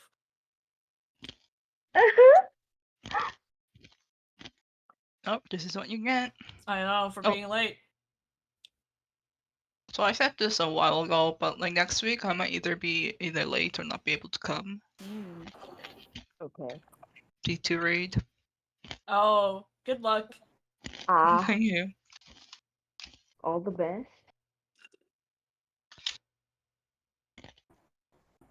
Also, turns out Godspeed. I'm gonna be on my own in the room, so I don't need to care about what time the D&D is, as long as it's not during my class time. Oh, Oh. sweet. Nice. Yeah. Nice. What happened to your roommate? Did she die? Oh no, suddenly they just sent me an email saying, you're now no longer in a double, you're in a private. What the fuck? What? I'm like, okay, I'll take it. Well, that's nice. That's Yeah, and nice. it's supposed to be nice. the same room, so I guess I just don't have a roommate anymore. Maybe they suddenly dropped out. Yeah, maybe. Yeah, Maybe they couldn't get a visa. maybe. Yikes. I've had Mm. that happen with my freshman year where I shared Mhm. with a roommate, but she moved out to another dorm and no one moved a new person in, so I just had a dorm to myself. It was great. Mm. Enjoy your Nice. dorm. Uh, You're paying money for it. That's true. yeah. Is it at least a nice dorm? I don't know what they look like. No. Oh. Our campus isn't like downtown SF. And this Ew. dorm is like 15 minutes from it. Ew. So no, it's small and grotty as hell. But at least like there's a lot of food and like markets around, so That's good. yeah. Do you get your There- own bathroom and kitchen? No. Oh god, is it communal? Mm-hmm. Yeah. Do you actually have a kitchen, not like CalArt's fucking broom closet where it just had a stove in it? Are you talking Or- about the undergrad dorm Yeah. kitchen? No, I think it's like a slightly bigger one. Like I don't know It's if like you've been to the grad school. I mean the grad dorms. Yeah, the apartment dorms. Yeah, it's a bit more like that one. Oh, okay. Wait, you were in the grad dorms before? Yeah, because you How? can start applying for it from year 3, Oh, the third God. year. I've been to them because I knew someone who stayed in them. They're really nice, but I was also like, Yeah. I'm gonna stay at Wood Glen. So yeah. The undergrad kitchen, quote unquote, was just a fucking broom closet with a stove Yeah. and a sink. I think it was a fire hazard. I think it was smaller than your bathroom, Monica. What was? Oh my god. The The undergrad CalArts dorm kitchens. Oh, smaller than my bathroom? Yeah. yeah. My bathroom in Seattle? No, in your current living house. Oh, in my parents' house? What the Yeah. hell? Yeah, Somehow it was they tiny. shoved a stove in there. Yeah. And the fridge. Damn. It was just big enough for a stove and fridge Oh. and a sink. So I cooked in there a That's lot. tiny. Mm-hmm. Damn. But the thing is, the actual like dorm rooms are huge. Like for a dorm. Yeah. I guess They I didn't all- think you'd be doing much cooking. Yeah, I guess I mean, so. technically, you have to have meal plan to be in that dorm, so I guess they didn't expect you to cook a lot. Mm-hmm. Mm-hmm. I mean, they let you have microwaves and stuff in your dorms, so it's not like too Yeah. bad. I need to buy a rice cooker Oh, Hmm. get Right, one. good girl. in the UK. I don't know if they have them. Amazon They should have should. one, right? They should. I'm right? sure they have them. Do they? Yeah. Yeah. There's enough Asians, right? Question mark. I'm Yeah, sure you can they definitely have buy them. a rice cooker. You can Okay. probably Amazon it at least. Yeah. For sure. Sometimes some rice cookers just sell the cable separately. Oh, the cable?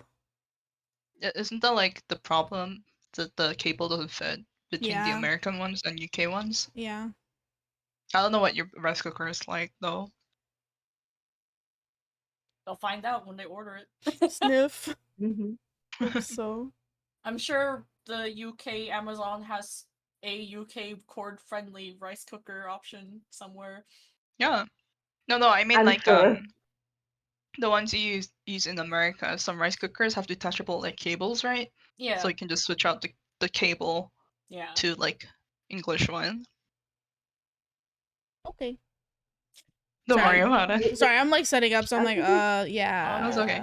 I'm Yeah, but so It Amazon would definitely probably should have be it. more convenient to just buy it there instead of Yeah. carrying your rice cooker with you. I have so much shit. It's There's alright. no way I can bring it anyway. Yeah, that's why I said Mm. Amazon. Yeah, Just I don't Amazon. know. Yeah, about just it. buy it there. Yeah. Yeah, and in the the one day like delivery in Amazon in UK actually is one day delivery, which I Yeah, miss 'cause so much. UK is like 2 inches big. It's so true. Not untrue. Yeah, America The- just so Good big. ability. It's so big. The only reason one day deliveries work where I am is because there's a what the hell do you call it? The fulfillment center? There's a fulfillment center near like really close, which is the only reason I get one days here. But god damn, it's a lie everywhere else. I thought it's 2 days now. There's a 2-day option too. It depends on the thing. I don't get what like I lost my train of thought. It's midnight. Valid. So freaking true. It'll come back. Don't worry. It'll come back eventually. Yeah. Okay. We're a little early, but I'm done. So We got 2 minutes still. yeah. Okay. I'll finish some more then. Bing, show. Yeah. Oh, Monica. Merlin Yeah. ever returned from the war? Oh, Yeah, where's yeah? I hope Merlin gets back What the soon. But hell also is Monica, mine? What? Monica, Yeah. I'm looking what? for the Coil Notion Uh-huh. site right now. You need to add me to the active people now. I do. Yeah. One of our active Also, peoples. where the hell do I find the large maps and all the individual maps? I'm They looking should through be all- in locations. So if you go to locations, Uh-huh. and then it should have a map attached to each big map for the country. Oh, okay. It's also in the campaign resources. Yes, also in campaign resources. Yes. Okay. I was the maps like it's like a tiny little icon next to the list. So I was like lost over it. My eyes Oh. were just like it's too Yeah. small. I can't. They're see." downloadable. Don't worry. Ugh, oh my god. It'd be so cool if you could just make like one of those interactive zoomable in and out Google Maps. Oh, I really want to. Ooh. I really Right. want to. There is actually a And- tool that I have that can do that, but I keep Oh. playing Overwatch instead, so so that's why you don't have that. Valid though. Uh, Valid though. Yeah, Sorry, so you guys could valid. have more stuff, but I'm busy feeding on Overwatch, so I don't have time to make it. oh, Mm, I'll walking. crack the whip on you, Monica. Don't worry. Yeah, I want to make it so that like it'll fill in with stuff as you guys see it, because there's a lot of stuff that like you wouldn't know until you get to there. That would be cool. Yeah, I'll work on it. Grace just has to kick me off every time they see me in the Yeah. in the walk. Just feel like I'll I'll be joining you. I'm sorry. stop walking. Walking. Stop it. Walking.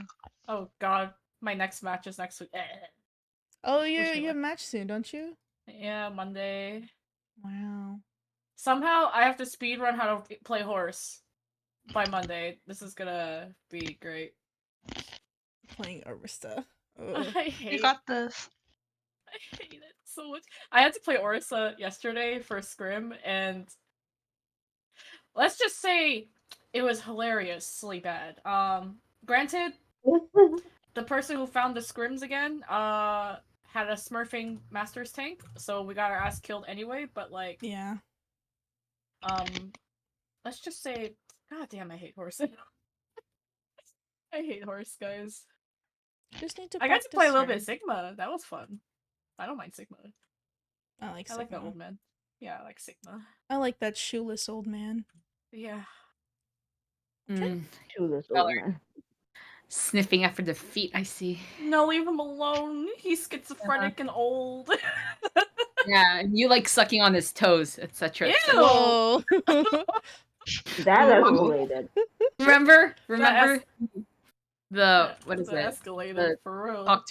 talk to me scene. Oh my god, yeah, What? wait, that was crazy. Oh god! That was Wait. You guys- freaking That's you guys twisted. with. Oh my god. Why would you Sold. ever say that? Yeah. You know, I didn't watch that movie yet, and somehow I like fear that scene. It's okay. I think if you guys watched Talk to Me, Charles would die. I think Charles would. Yeah, Yeah, not because it's scary, but because of the toe the sucking. feet. The feet sucking. Ew. Ooh. I mean, like whoever thought of that scene knew. He was like, they were like, what's the most deranged, terrifying thing that no one's going to expect? Toe sucking. Toe sucking. Wait, what movie is that? Talk to Me. It's a horror Okay. movie. It's pretty good. With the movie. Horror movie? Question mark. Horror question. Yeah, it's Debatable. I think it's pretty fun, but it's also extremely unserious. God. Oh. With a very Monica specific jump scare. Yeah, ugh. It's not even meant to be scary part, but I got jump scared. They had like one shot of like a bunch of axolotls, and I don't like those. So Yeah. That was Oh. like a horror movie tailored for Monica. I bet they Yeah, were for like, real. this bitch don't look scared Okay. enough. I know what to do. Ugh. That was- Randomly including toes. Oh Yeah. god. Oh no, there's like a toe sucking scene in that movie. Yeah, that's why. It's like a foot sucking. It's not even toe. It's just like It's the a foot. foot. Oh, It's foot. That's yeah. worse. That's Like we go, and the toe gets swallowed. The feet Ah! gets. It's a lot. God. Very vile. Oh my god. That's Okay. twisted and sick and gross. I don't know why, but I actually think that's better than toe sucking. For some reason, toe sucking sounds more vile than just Then foot you know, sucking. yeah, Okay, just but the thing shoving is, a when whole you foot in your see it- mouth. When you see it, when you see the sucking, you will Oh. be like, oh, actually. Yeah, I guess Or it's to just it- dip during the whole ass foot. it's execution Yeah. versus the concept, right? If the execution is good, it doesn't matter what sounds better in your head, right? Oh my god. Okay, just so you know, I'm too lazy to like edit the videos, so that this will just be on the like recap. I It's okay. guess. Maybe I'll catch the driving headcanons that we were talking about in break. Driving headcanons. Yeah, Oh, I yeah, made a whole you driving tier head list. cannons. Oh my god, yeah, I like your driving tier list. Yeah. Maybe you guys will get like a boat or something later, and then you can exercise it. Oh god. Yeah, maybe I think mechanically only Sonmei actually has the drive water vehicle And skill. Oberon too, if he has the sailor background. Oh, okay. Oberon model citizen. Truly, I feel like Yeah. if Sunmei would be able to like drive the boat, but like would pedal too fast, Yes. and then it would turn into like a jet ski. The way I describe Sonmei's driving is those people who say they're really good at driving, but in reality, it's they're going 80 and a 40, and the only reason they think they're good at driving is that nobody died from doing it.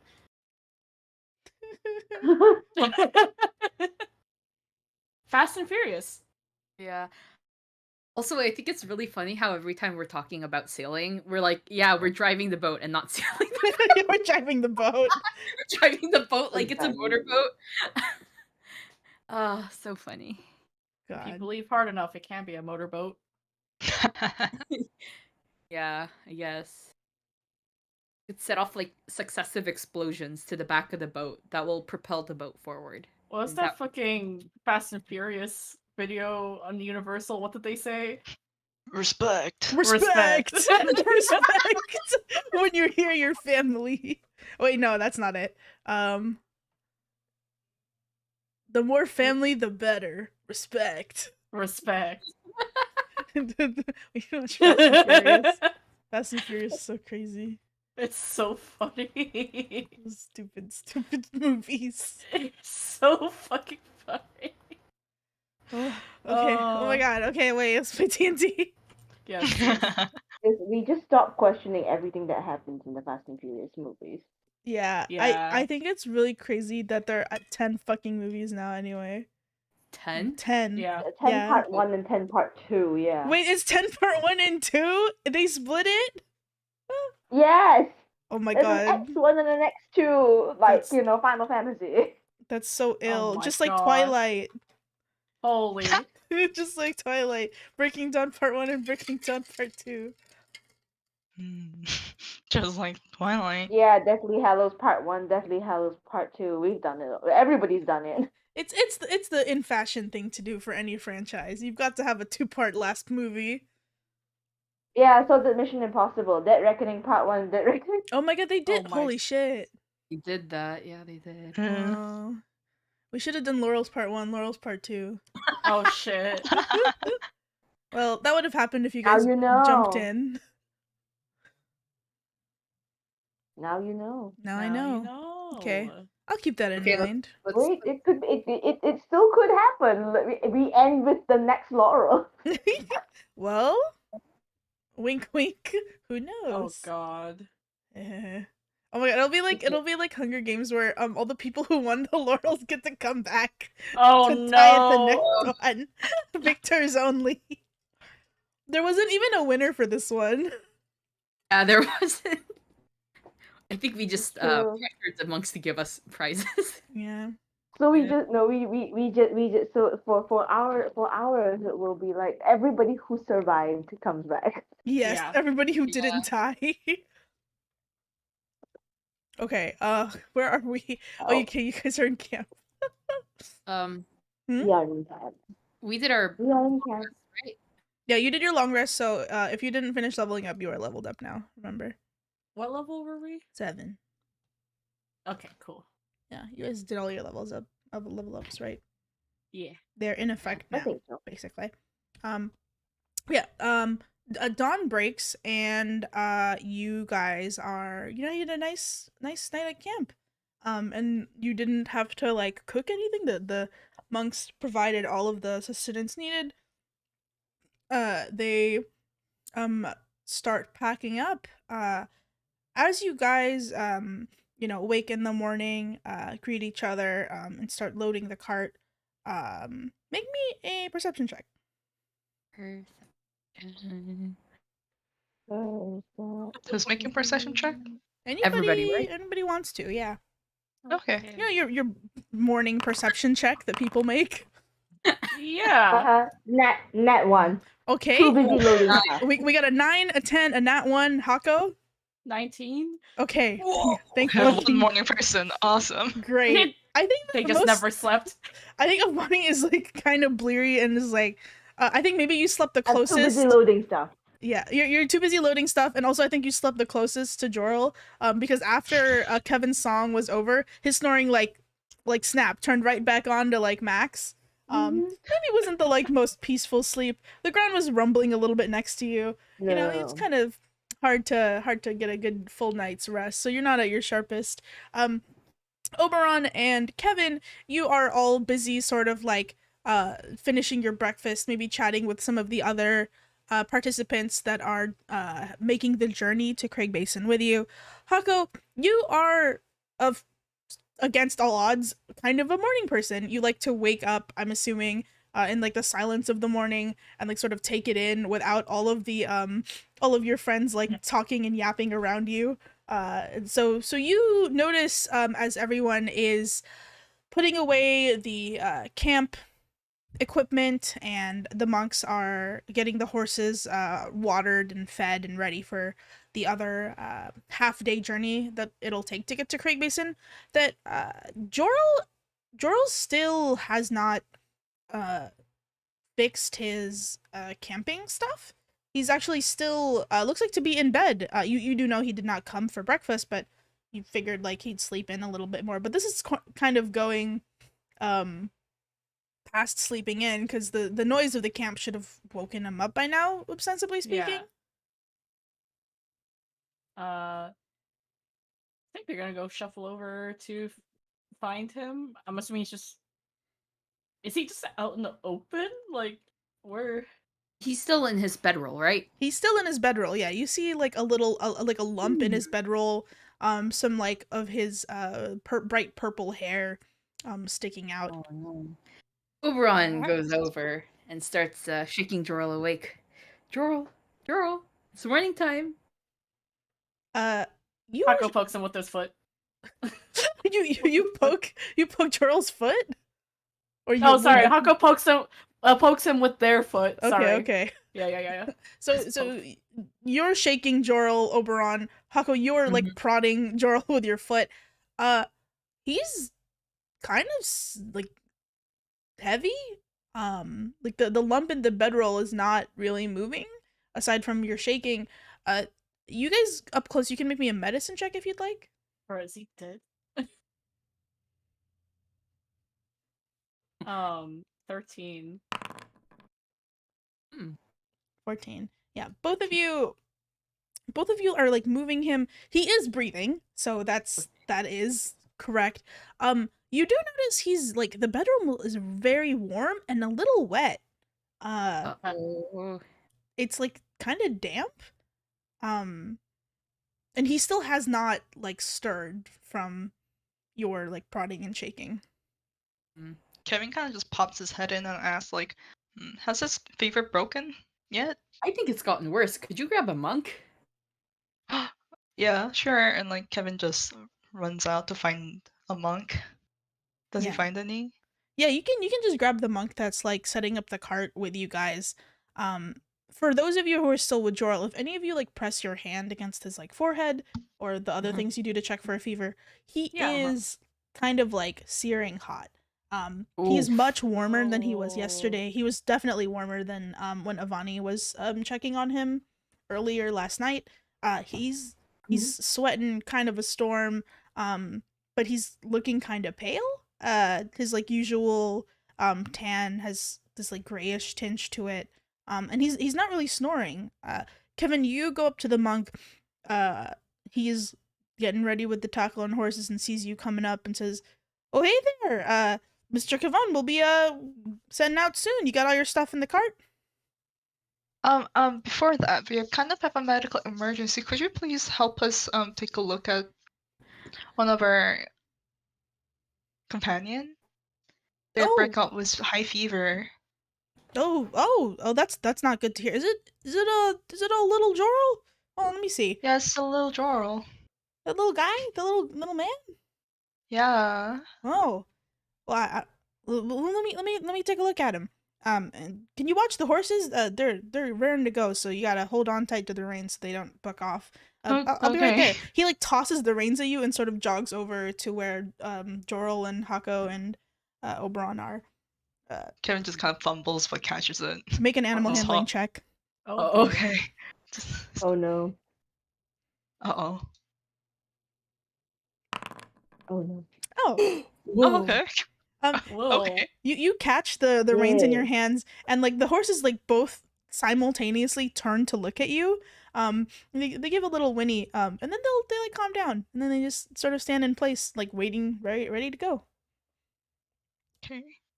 Kevin just kind of A poses there. The man standing emoji next to the horse. Okay. The monk hurries over to you guys and Jorl.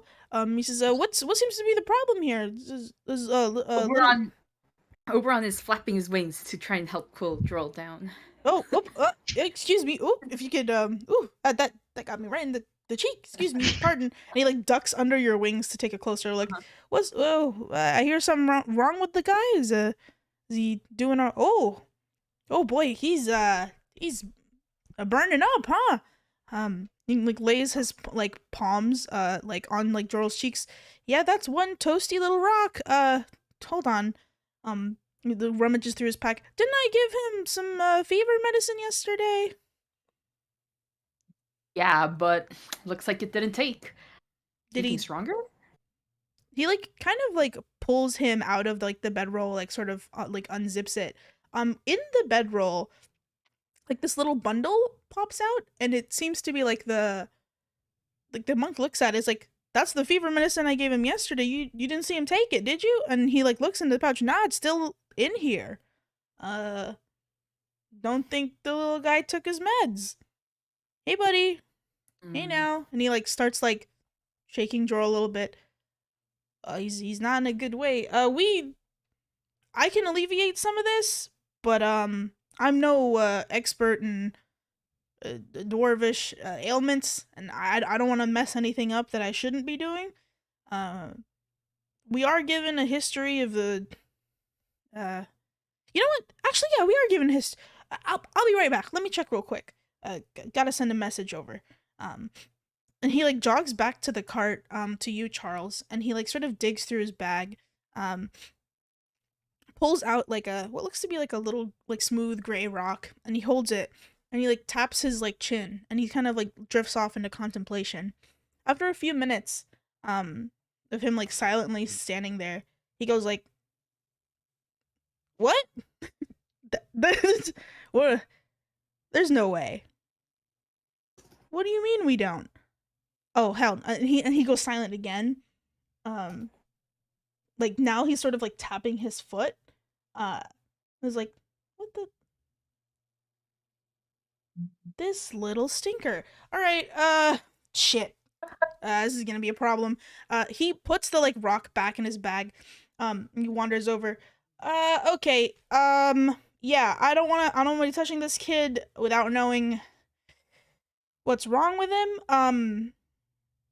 Usually, when contestants join, we are, we prepare a list of like, stuff we need to keep around in emergencies, and we want to make sure to take care of you guys from like start to finish, from when you join the Laurels and step foot on DF Island to like until you get home. I know it's been a little bit rough, with extenuating circumstances, but we do our best to take care of you and make sure that the playing field is even, so to speak. So we need to know about any ailments or any medicine or special things, tinctures you might need beforehand. And so I thought, like, maybe this is something that is explained in his file. Turns out the kid does not have a file with us. And we don't have it because the person who was supposed to be on his team dropped out, and they let us know last minute with the switch, and they never turned in their paperwork for this little guy's medical history. So we can't. I don't know how to ascertain what's wrong with him. Is anybody familiar with him here? Anybody know if he has anything he's allergic to that he might have come by? Because he's looking pretty bad for a fever, and I know a little bit about dwarven physiology, not a lot, but they don't tend to get sick like this, Is there any magic that could assist in this? Or If only Sunmay were here. Yeah, actually, I was gonna ask. Maybe Soon. Yeah. maybe we could find out. You could find out. Do you know? You familiar? Wait, Monica. What? Yeah. OC, but I mean, is there would Avani know? Actually, yeah. Yeah. Let's do that first. Can you make me a history check? Okay. Hang on. Let me use the. Monty, I was my also the page is loading. Yeah, no problem. What's your question, Grace? my question was, because I went to school with dwarves, would I know anything? / had a lot of interaction with them. 21. 21. Okay. Damn. I think you can. History 21. You can make me a medicine check, Grace, or a nature check if you want. I would say with disadvantage because like you knew a lot of dwarves, but dwarves are also extremely private, and like That is true. stuff like illnesses that they may face or things they may be allergic to would not be something that's like super easily disclosed. Wait, but Avani got a 21, so I don't think I need to make a check. That's true. For history. Avani, you got a 21. You've been like you normally travel like up and down like Lower Orchard, like doing jobs and stuff. But you've been to Wyvern upon Stone like pretty like often, and you've interacted with like the Lapis Strike family, I think, pretty often. So you're kind of like privy in a way to the like rumors and like stuff like goings on around the city. You don't know exactly what is like wrong with Jorl at this moment, but you do recall there was a moment. It was like several years ago, so Jorl was much younger. That like much of Count Lapis Strike's family was sort of in like a tizzy because he had been bitten by something while they were on vacation somewhere near the Weald, and it had made him very, very sick. And for a little bit there, they thought he wasn't going to pull through. So like a lot of people were kind of scrambling to find some way to save him. And you remember around that time there was a job posting from the Lapis Strike family. I don't think you took it necessarily, but they were looking for a like a healer that lived in some remote part of the mountain range that they would disclose upon taking the job that they thought could heal their like the heir to the Lapis Strike like family basically, which is Jorl. And you don't know how that job went or not, but you assume it went fine because he's right here. And you don't know why. Like, when you think of like Jorl's condition and he's very sick in a way that dwarves normally aren't, you think of that incident from maybe like 10, 12 years ago. Avani recounts the story and suggests we check if he's been bitten by anything.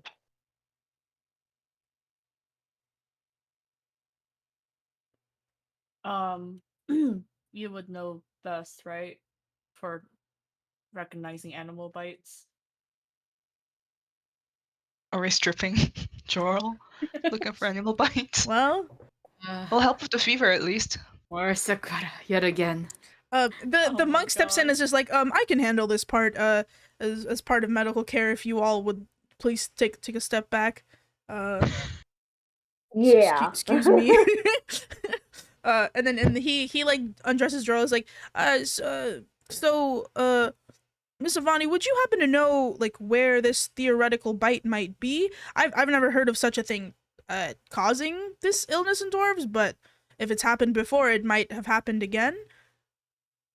And Avani, you wouldn't know because you were not like privy to like where exactly that would be. But you guys can all make so me. no. You can make me an investigation check or a medicine check if you would like. As the monk starts like stripping Jorl basically to his like smalls. And like Okay. actually starts like wiping him down with a little bit of like cool water and like puts a little bit of like cool touch in his palms to lower his fever a little. Okay, 12, 7. Kevin's not there. He's with the horses. Kevin's Yep. with the horses. Kevin's Yeah, with with the horses, yeah. I'm When- not rolling. One of the horses is kind of like gnawing at your little hat, your hat scarf. The hat Um, does. Kevin yeah. just gently pets it off. Amani, you like it's not like a bite per se, but you see like at the like behind Jorl's like left calf, it kind of looks like an old wound, kind of like these 4 like pricks, like these 4 like indents, and it kind of looks more like a scar than like a fresh bite. There's no blood whatsoever, but it is glowing with like a faint like bluish purple hue. And there's sort of like the veins around those like pinpricks are also like sort of gently like glowing, and that thing is like sort of pulsating at the back of Jorl's calf. Okay, I pointed out.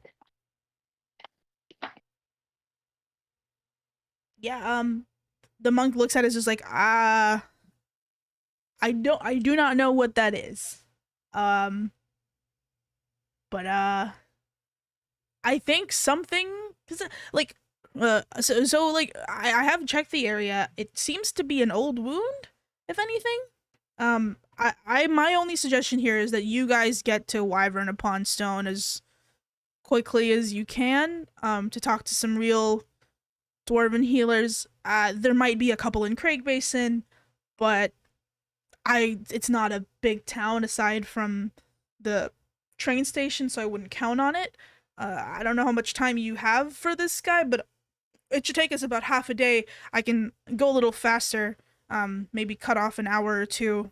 We can pull ahead of the other group, but I think we need to get him some help as quickly as we can.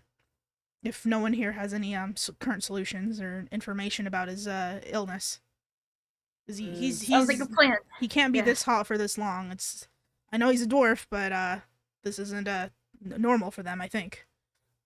All right. All right. Let's pack it up and get ready to go. Guess we're all bundling everything up and getting Jorl on the cart ASAP. Okay, yeah, you redress Jorl. You get him on the cart. The horse that is nibbling on Kevin's hat like spits it out onto the floor. And the monk goes up and is just like, "Oh, thanks for holding him up for me. Yeah, your little buddy there needs help, so we're gonna head out first. If you can just hop onto the cart and we'll get going." Okay. Kevin picks it up and just runs back to what Jorl's tent is in concern. All right. Wait, who can pick? Okay, so we need to pick Jorl up and get him onto the cart. Who can pick him up? Who can The pick him? I think I can. the two buff Bonnie? people are not here. I think I can. I think. Yeah, Let's I think go. Bonnie Think can. Avani Wait. can. Wait, Jorl is like what's your 400 strength? pounds. Can you pick him up, Avani? What's your strength, Avani? Uh Avani's strength. oh, it's 12.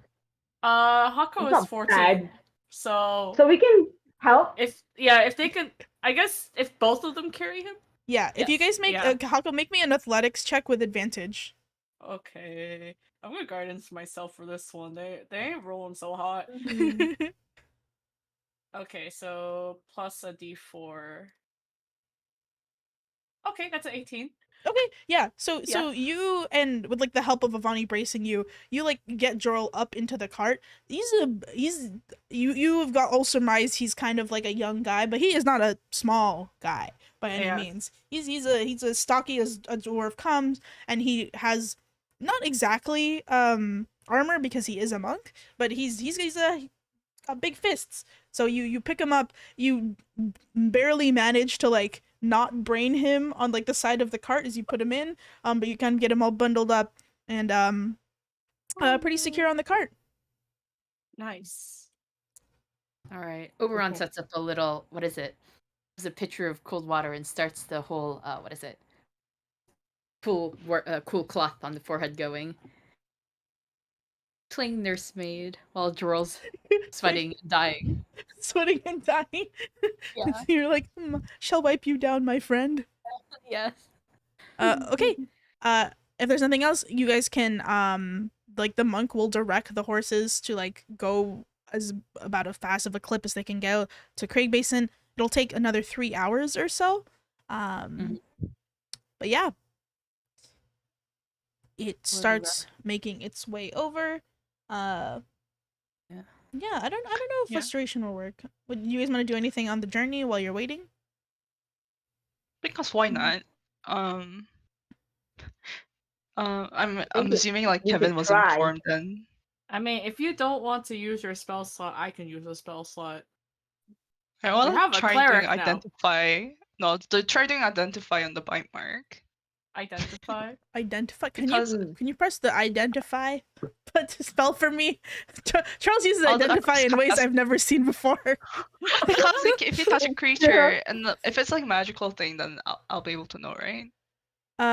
If it is a magic spell, if it is a spell, I think. If it's a spell. Yeah, probably is attunement, blah blah blah. Any spells are affecting the item, which I guess is a person. Yeah, It says if you instead touch a creature throughout the cast, you learn what spells, if any.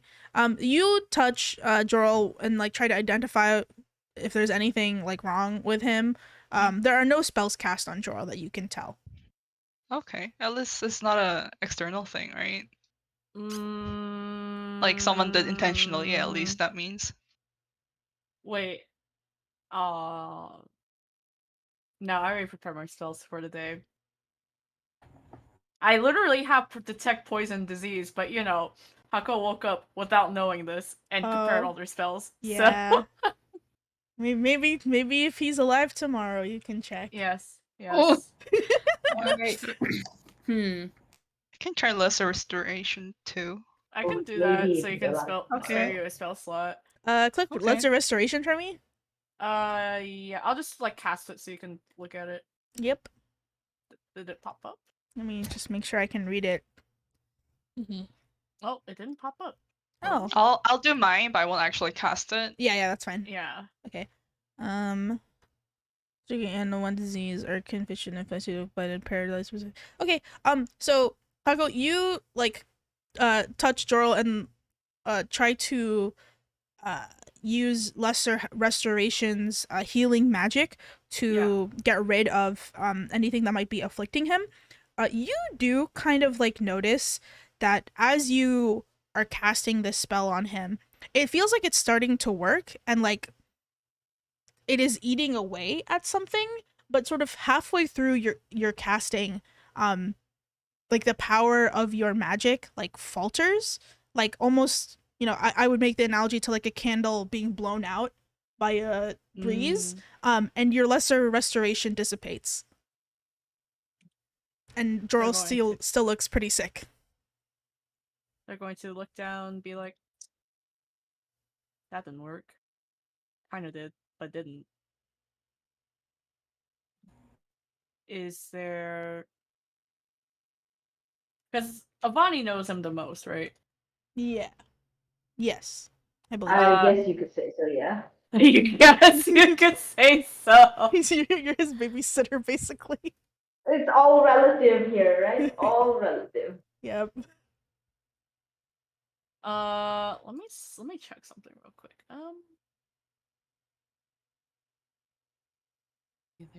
No, I don't think that it works that way. No, I don't think it works that way. But they're gonna look at Avani like, do you know anyone that you could roughly describe and maybe send a message to when we get to town?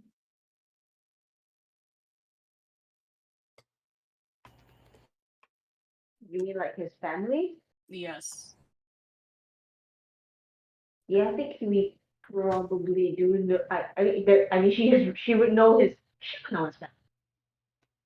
I think you know his uncle, and that's usually who you contact with in order to like get your aside jobs. from the missing one. Yeah. You. I think you know. So it's not a family member of Jorl's, but it is like his uncle's assistant, basically. And that is who sort of like helps you, you know, get around Wyvern upon Stone, get into like the nobles' quarters, so you can start like doing business and like getting your jobs together. So you do know Count Lapistrike's assistant. Okay, I guess we could message his assistant. We could send a message to his assistant. This is this guy's name. I put it in the IC General.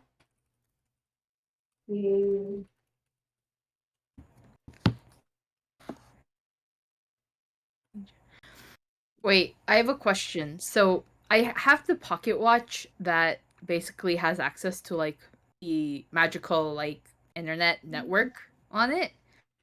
Would the assistant have like, I don't know, a contact through that or no? Like a contact email or something? Contact No, email? no, there's no email. Okay. You can't email him like that. I think I would No say Instagram that like DMing? that system of yours, Grace, is primarily by magic users. Actually, Okay. a lot of people like bought temporary access to watch like the Laurels, but it is not. It's usually for rich people. And like so, while the Lapis Strikes would be able to afford it, I don't think it's something that's widely used in that sense. Maybe you can do like a Yahoo answer on it. Yahoo answer. Hello, fellow rich people. Describe these symptoms Yeah. and tell them to me. Wait, Any Monica, rich can dwarves in chat? I put up like a Quora question? Oh my You know- god. Right? You know what? Yes, you can. You can make me a 1d100 roll. Oh my. And you can make this roll every day and you will get one new answer every day. Oh my Alright. god. Oh my god. Can I give Bardic? Oberon goes on Quora. I think it's a luck roll, so Okay. Oh, okay. No. yeah. You put up your question, and it gets taken down by a moderator. They're like, this is only real Arcana questions only. If you need answers, you can check out CoilNet MD. That is to say, magical diseases. CoilNet magical diseases. This is not a health forum. Get this off. Oh my god. Okay.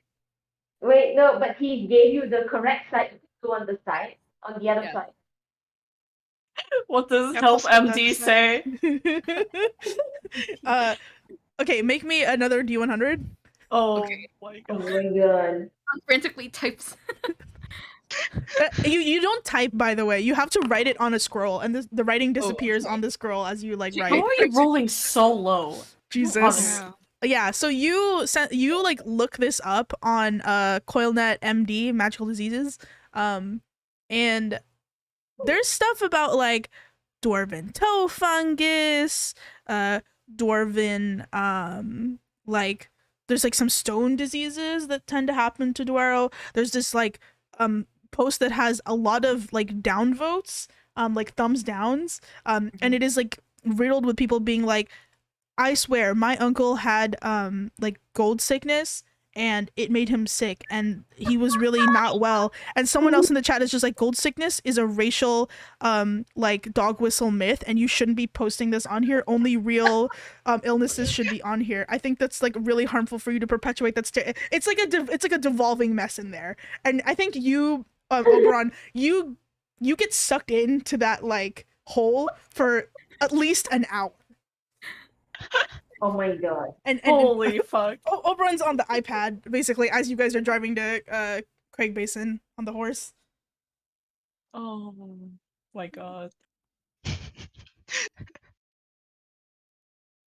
Shut up. Oh my god. Leave my homebrew jobs alone. Yeah, Oberon is like gone in his little scrying hole. Avani, did you want to send that message over to Thamris? We could, yeah. Who has sending that can do that? Oh, did you prepare it today? Yeah. Okay. Feel free to write out that 25. I think it's 25, right? Word message. Yeah. That you can send to Thamris. Let's see. I think we should summon Joral's mother. Let's see. We need 25 words. Maximum. It can be less than that if you can sum it up. Mhm.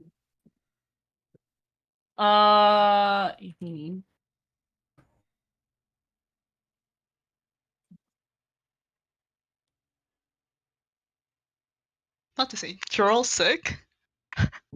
Please help. Send the mother. Where we had what? How do you spell the town's name?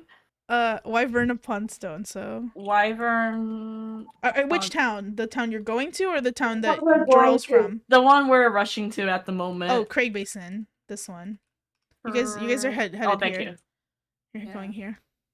As I'm like going through my like iPad baby like scrolling, I'm like I say like we should definitely mention something about the old bug bite that's flaring out. How about this, guys? Sounds yeah. I peek over. I'm like, oh, looks good, Haku, and I go back to my Back to your rabbit hole. rabbit hole. There. I put your little 2, 3, token 4, down. 5, 6, 7, 8, 9, 10, 11, 12, 13, 14, 15, 16, 17. 17 words, guys. I'm great at compounding for sending. Yeah, it's draw Yeah, I with think me. Joral. Well, it's like a spoken. It's a spoken Oh, okay. message, so it doesn't matter. Just Yeah. You might want to You might want to mention it's from Avani because like otherwise it's like which random stranger is it? From Avani. There. That's 19 words. 19 words. Okay, is that the message you want to send? Yeah. Okay, you guys do stuff while I write the reply. Okay. Okay. Okay. Meanwhile, I'm like starting to read out this thread about gold sickness, and Oh my god.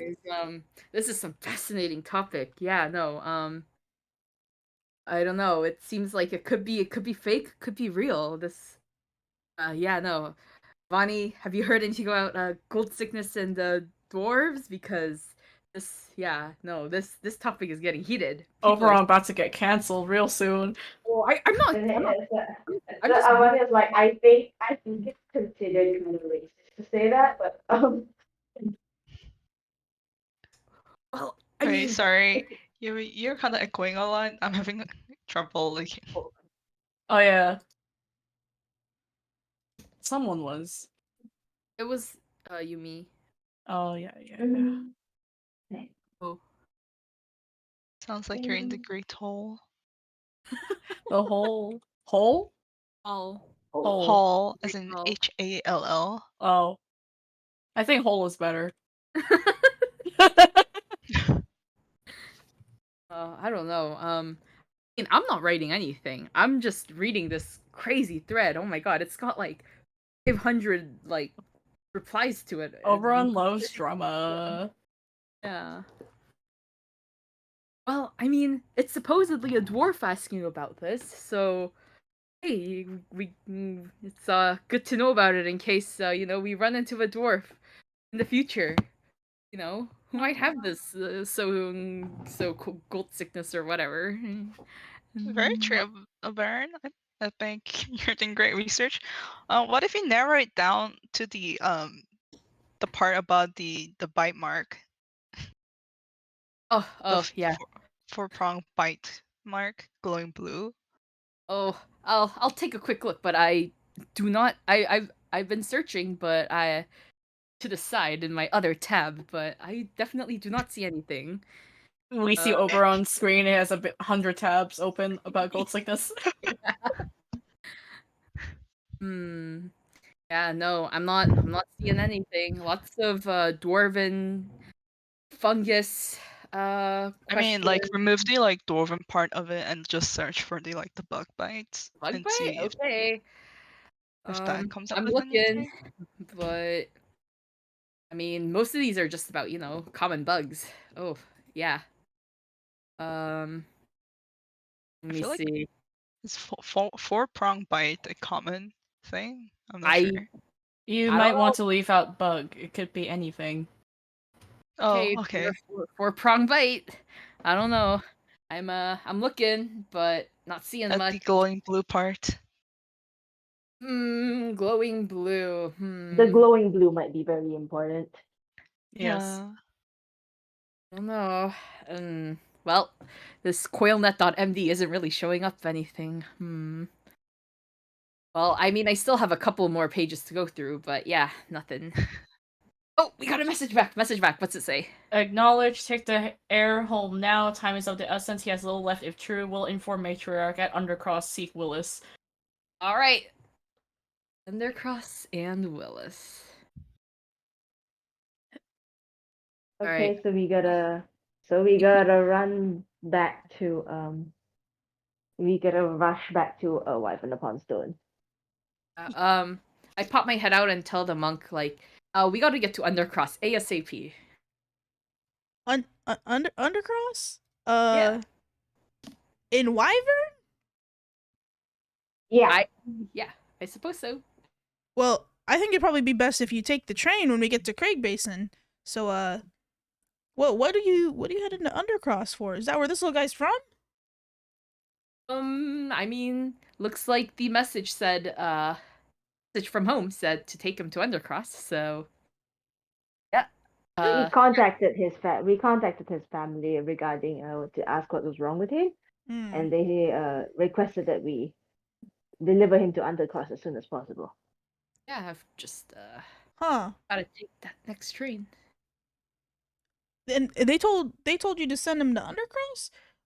Listen, this kid's he's a big deal in Wyvern, isn't he? Under I don't know how many of you, and then points to the ones that are not from Lower Orchard, have been to Wyvern upon Stone, but Undercross is where the noble dwarves live, and yeah, let's try not to let's try to keep him alive. It'd probably be bad, and he like starts like hurrying the like horses faster. It ain't good if he kicks it while we are on the road and responsible Hako for repeats him. the message again. Time is of the essence, has little left is true. Yup. Okay. Come on, horsies. We have to go. Listen, the monks can handle a lot, but I don't know if we can handle the entirety of the Wyvern upon Stone dwarves knocking down on our. This is why we should double check their papers before we let the game start. Okay, let's go. Come on, let's hurry up. Do you know anybody who can put him into some kind of magical stasis maybe? I'm the head monk, but is probably the only one that we have available who has that level of magic. Craig Basin, you'd be hard pressed to find anybody who could even cast a minor illusion. That podunk tiny town's only known for its train station, basically. So yeah, I don't. Unfortunately, we're kind of out in the sticks here. The closest big town is Wyvern upon Stone, which on the train will take you. Which is where we're headed. I have a question. Yes. Our character. Yeah. Would Death Ward do anything in this regard? Can you Because I haven't. please Yeah. post Death Ward for me? Actually. Yeah. Here, I'm very curious. I Wait, don't I think know how you're- to. Why is it not? Wait, working? have you clicked your features and traits yet after update? Yeah, I did. Oh wait, I'm on Okay. fucking Firefox. That's why. Duh. Oh. I forgot I have to do this in Chrome to get the shit like actually working. Give me 1 second. I moved to Firefox recently because Chrome takes up so much damn memory sometimes. Well, This should work. One momento. I remember the Baldur's Gate version of Death Ward. That's where we're. I don't know if it'll apply, but here is Death Ward. Did that? I still don't see anything. Do you guys? No. What the? How do I? You might have to just copy and paste the text just- into the Do you just hit cast, or does that? I did just to show Oh, there we go. text. It's What? Isn't that that- here? What the? Fine, I'll copy paste it Yeah, I'm looking at it. here. Okay. Touch a creature around measure pressure That's from probably death. easier. Jump the target with hit to 0. Jump to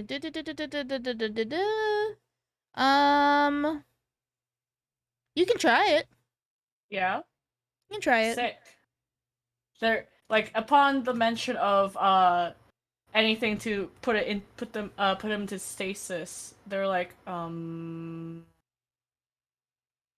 kind of hear the Wii Shop music in their head, and then they just suddenly like touch his chest and cast Death Ward. Okay, you're casting Death Ward. Can you make me an Arcana check as you're casting it? Okie dokie, Arcana. Oh boy, not their best. Oh, 9. Hmm. Oh no. That's fair. Okay. You're casting Death Ward.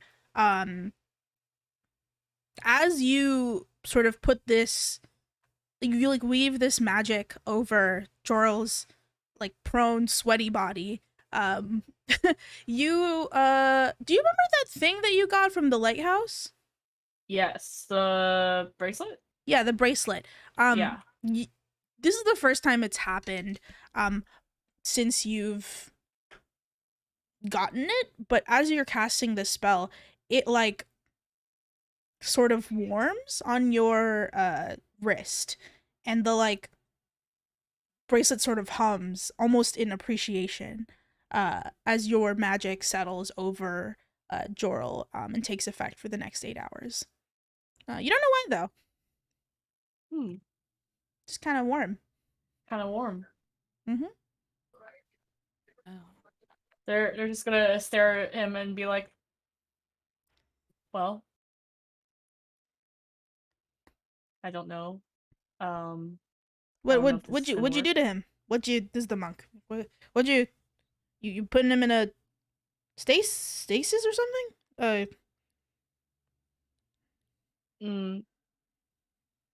Don't know. I mean, Okay. Oberon is looking at this like wide, sparkly eye, going, "Oh, that was amazing, Hako! Excellent job." I don't know what I did, but Well, I mean, he doesn't look worse, and so I think you did a great job.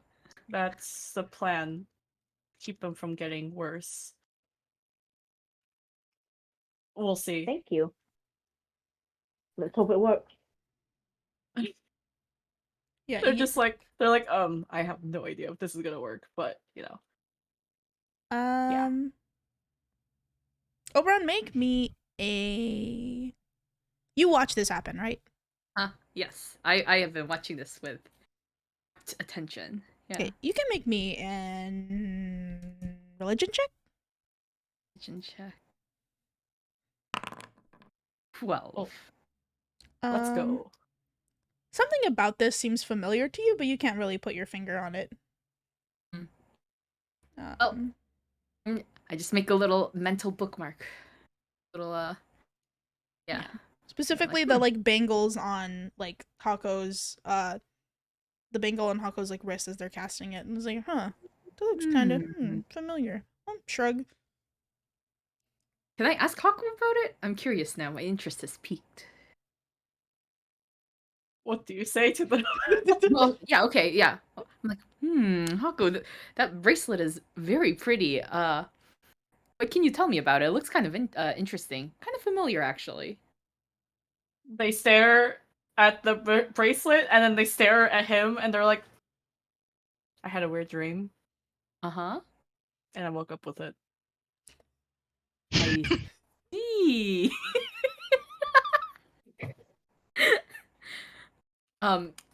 What do you remember the dream? Possibly? Yeah. Would you care to expand on it? There's a bunch of sick people and dead Uh-huh. people. Uh-huh. Sick people and dead people, and there was someone there. there was someone there. And they made me go walk around and heal people. Oh. I see.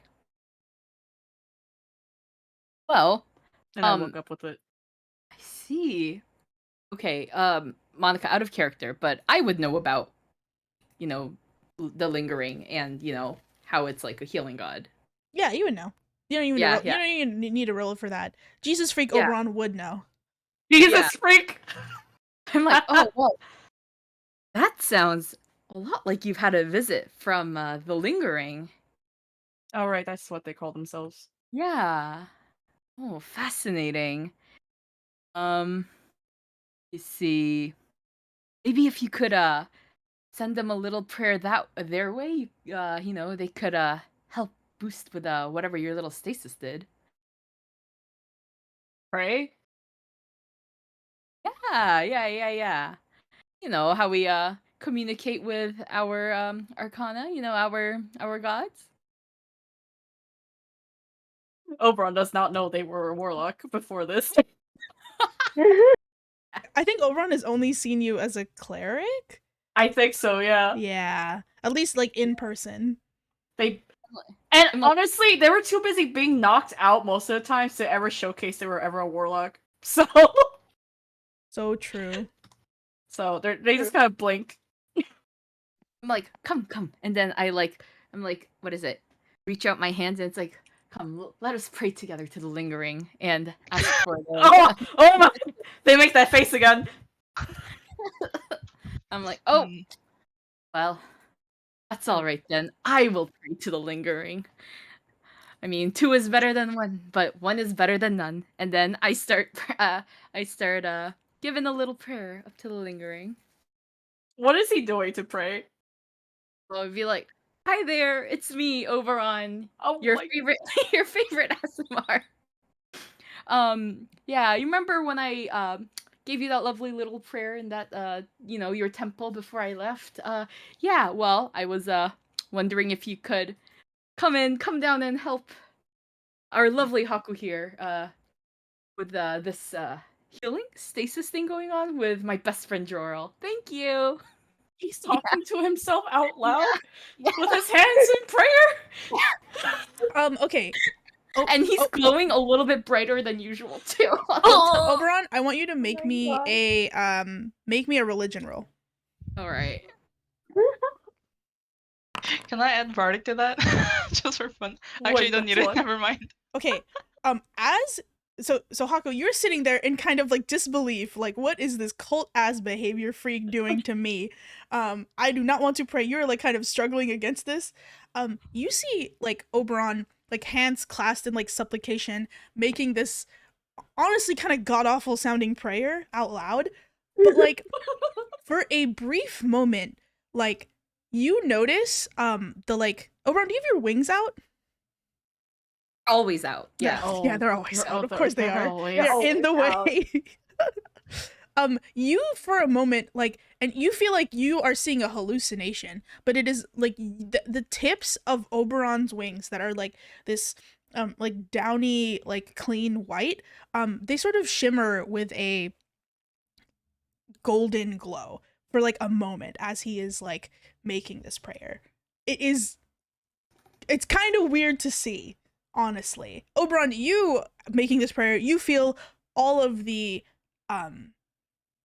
calmness, the healing, the appreciation that you normally feel whenever you make a prayer to any one Yeah. of the arcana.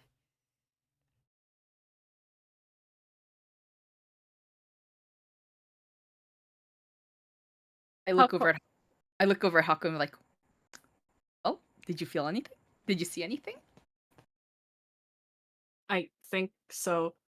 And then Hako puts up a finger, closes their eyes, and in their head, they're like, if this works, please fulfill whatever this guy says so I don't have to listen to that ever again. Thanks. Hako, roll me a 1d100. Oh my god! Holy, what is this? No way. 90. Oh my god. Whoa. Okay. Okay. So Hako, are your eyes closed? Yes. Your eyes are closed. You stick your finger up in the air and like you say that in your head silently. When you open your eyes again, you Yeah. are in a really familiar place, actually. No, I'm back in the house again! Back in the building again. You open your eyes and you are. At first, you didn't recognize it because when you were last there, it was full of like bodies and the stench of death and sickness. And like the walls were sort of like worn down and it looked like a active like ward. But like as you open your eyes and you look around, the place now is sparkling. It is has like a kind of like cold scent to it, but not in a off-putting way, like a cold clean scent. There are no bodies in the any of the beds at the moment, and the walls before that were sort of made of brick and wood planks and other sort of like opaque materials. You notice now that the walls are actually glass and you can see out to what looks like an ocean with fog over it. You look up and the sort of ceiling has been canopied with various plants and these little orange like cherry looking fruits, which when you look down at your bracelet look just like the gooseberries that are like engraved into your bracelet. The ward itself you can see a couple of like butterflies just sort of filtering past you. One lands on your cheek for a moment before like flying away. And like as it obscures your vision and flies past your eyes, you see a individual standing in front of you, also familiar, with red hair and like sort of tired but kind eyes. And they're like kind of sitting on one of the hospital beds, like legs crossed, and is just like, uh, so you have a request? They blink and they're kind of like man standing, but they're like, I didn't think that worked. What did And you think was going to happen? nothing, if anything, to be honest. They kind of like make a face and they're like, you know what, that's fair. Usually nothing does happen. But people usually expect a lot more, you know. This is the first time you've called upon me in, I don't know, like a week? 2 weeks? I'm starting to feel a little abandoned. I thought that was too frequent. Okay, also fair. Well, I feel like people are rather needy if they have to pray to you every day for their wolves. The figure in front of you shrugs. Is like, people want lots of things, and they usually come to me for things that I cannot do anything about. Honestly, it can be a little annoying, but I'm a god, so I shouldn't be calling things annoying. That's what he tells me, so I won't. But I guess you'd say it's your lucky day. I was here and I heard your prayer, if you would even call it that. I will say I think it needs a little work. You can workshop it a little bit. That's okay. You're new to this. But again, what can I help you with? Did you hear the obnoxious guy talk about a prayer like 5 seconds before me? He was like all sparkly, Oh, unbearable to look at sometimes. yes, the Aasimar, right. Oberon. You know, he calls a lot and pretty often. And sometimes it kind of, you know, like most things, most prayers are background noise to us, just because there's so much of it, right? But he calls often enough that I do remember, right? Yeah. The thing is, I can't exactly be lending my aid to any old Oberon or Babaron or Schmoberon who, you know, calls on me. That's not what we're here for. His devotion is admirable. You don't need to tell him I said that. And appreciated, truly. But, you know, I think there's a little bit to be said for pulling yourself up by your bootstraps, you know what I mean? And, you know, I think you know a little bit about that, wouldn't you? I suppose. Well, I guess pulling yourself out of ditches is more appropriate rather than bootstraps, but you know, semantics. Yeah.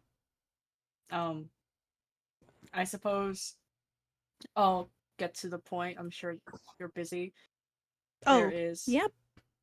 a To be honest, I don't know what's going on. There is a dwarf who is very ill with something. He was bitten by something. Had like 4 prongs and was glowing all blue. We don't know what the issue is. But whatever treatment he needs is going to probably take longer than whatever we can do about it at the moment. Is there a way to keep him stable long enough for him to get treatment? I suppose. There is a way to keep him stable. And I can help you with that, but in return I think I'd like to make a formal request from you in exchange. Yeah. There is something I want. It is somewhere in that rock those dwarves live in. I need it. It is something that is important to me, and I think that if you can sniff it out or pocket it and, send it my way, I can not only help your friend to stay stable, but I can even, speed up the healing process and give you a little something in exchange as well. How does that sound? Sure. What is this exactly you're looking for? Something that belonged to a dear friend of mine. It's been lost somewhere in Wyvern upon Stone, and I need it back. It's important. There are some things that need to be fixed, and I think we need that to get the process started again. It's... How do I want to put this? Well, I'll let you know more once you're closer, I guess. But, yeah. Look for information. And they, like trail off. And they're like, there's a rat. Okay. I have something to deal with at the moment. I'll call upon you when you're closer. But let me do this for now. And they reach out. So you blink and they're in front of you. They reach out to your bangle and that warm pulse goes through it again. And they hold it and say, when you're near it, this will tell you. You should get back to your friends now and make sure you keep that little purple gem of a dwarf cool and ventilated. And in the next sort of breath, you open your eyes again and you are back in the cart. Oh god. Flapping his wings, keeping a breeze up right now. For the rest of you, the time that Hako was in communication with somebody, it was not even a second had passed. I look excitedly over at Haku well? Hako's finger is still in the air at this point. Yeah. I'm well, they replied? They blink and they're like, yeah. And so Oberon smiles a smug little smile and it's and continues to fan. Keep this guy ventilated and cool. Well, I am on that. And then there's something to do. Wait, something to do? What did the lingering ask you to do? You didn't really peg them for somebody who would ask requests from people. I'll talk about it when we get closer.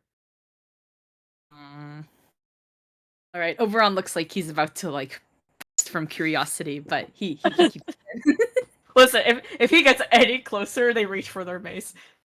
Yeah. Stay away. Oberon is flapping. Oberon's wings start flapping even more furiously from all of the curiosity and excitement. Oh my god. The little whirlwind in there.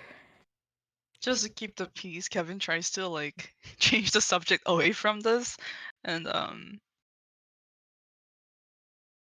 what can we change the topic to? I imagine Kevin says that out loud. Yeah. What can we change the topic to? So Wyvern upon Stone. That's where Undercrust is, right? Or under, what's it called? Let's see. Undercrust. Yeah, Undercrust. We need to seek Willis at Undercrust. Okay. Have you guys ever been here before? Nope, my first time. How about you, Giovanni? Have you ever been to Undercross or just Wyvern in general? Yeah, I've been there. What's it like there? No. Is there anything to sightsee or to DM, be what wary is of? it? Hmm? What is it? I mean, DM, what is there to sightsee in Wyvern upon Stone? Yeah, usually you go there for like business. So, but you also go there to like relax because it is like the largest city in the southern half of Lower Orchard, so to speak. Wyvern upon Stone is a bustling dwarven settlement. It is home to the largest train station, even larger than that in Halberd Dunes, because the trains from are basically built in Wyvern for all of Lower Orchard for the Snake Way. So like there is a very exciting train museum there that lots of people like to go to, especially children and older dwarves. Um, there's a train station, the train museum. There is also Undercross itself. Avani, you would know definitely is a neighborhood, and it is one of the most like affluent neighborhoods in Wyvern upon Stone, and it is also one that a lot of like tourists and travelers will go to because it is home to a large like dwarven craft market. Any sort of craft that you would want a dwarf to do, be it architectural constructions and plans, weapons, anything, armor, a lot of it, a lot of the best of it on this half of the continent will be in the Undercross market. So that is another attraction. And then finally there is the Undercross, not the Undercross, the Wyvern upon Stone waterway. There is an underground river that runs straight through Wyvern upon Stone, and a lot of people actually will take the river if they don't want to um, take the overground to get to a couple of the other settlements along the Anthracite mountain range, which is like where Wyvern upon Stone is like the capital of. So it basically cuts through like north to south. There's like a river that you can take to go to other parts of the mountain. It usually does not emerge in like large cities, but it emerges in other like smaller mountain settlements. But a lot of people will take that if they don't want to traverse the overground. And people like to just take boat tours there. It's kind of nice. There's like a paddle boat lake. But yeah, Wyvern upon Stone is like a large dwarven bustling city. And it's generally a good stop for people in looking to go around Lower Orchard. Huh. Avani, Yeah. Avani will tell you all of that, and they say that they're really quite proud of that train museum. Uperon, Avani, for the waterway going through, would you happen to know which group or faction happens to run that waterway? And also DM Mani, would Avani know that or no? I think Avani would not know that. I don't think Avani would take the waterway very often, because Okay. you probably have an escort that like takes because you've been to Wyvern upon Stone. You're like a known entity to them, and once you work with the nobles, they'll like spare no expense to like just directly give you, like an escort to and from like where you need to be. The waterway is usually like a cheaper form of travel. People carrying like heavy bulky goods, would take it. So maybe you have been on the waterway once or twice, Avani, but I don't think you're enough to familiarize yourself with who runs it. I see, I see. No Yeah, worries. probably been on a boat tour. Alright, Yeah, alright. you've been on one of those drinking boats. Yeah, they do like their drinks.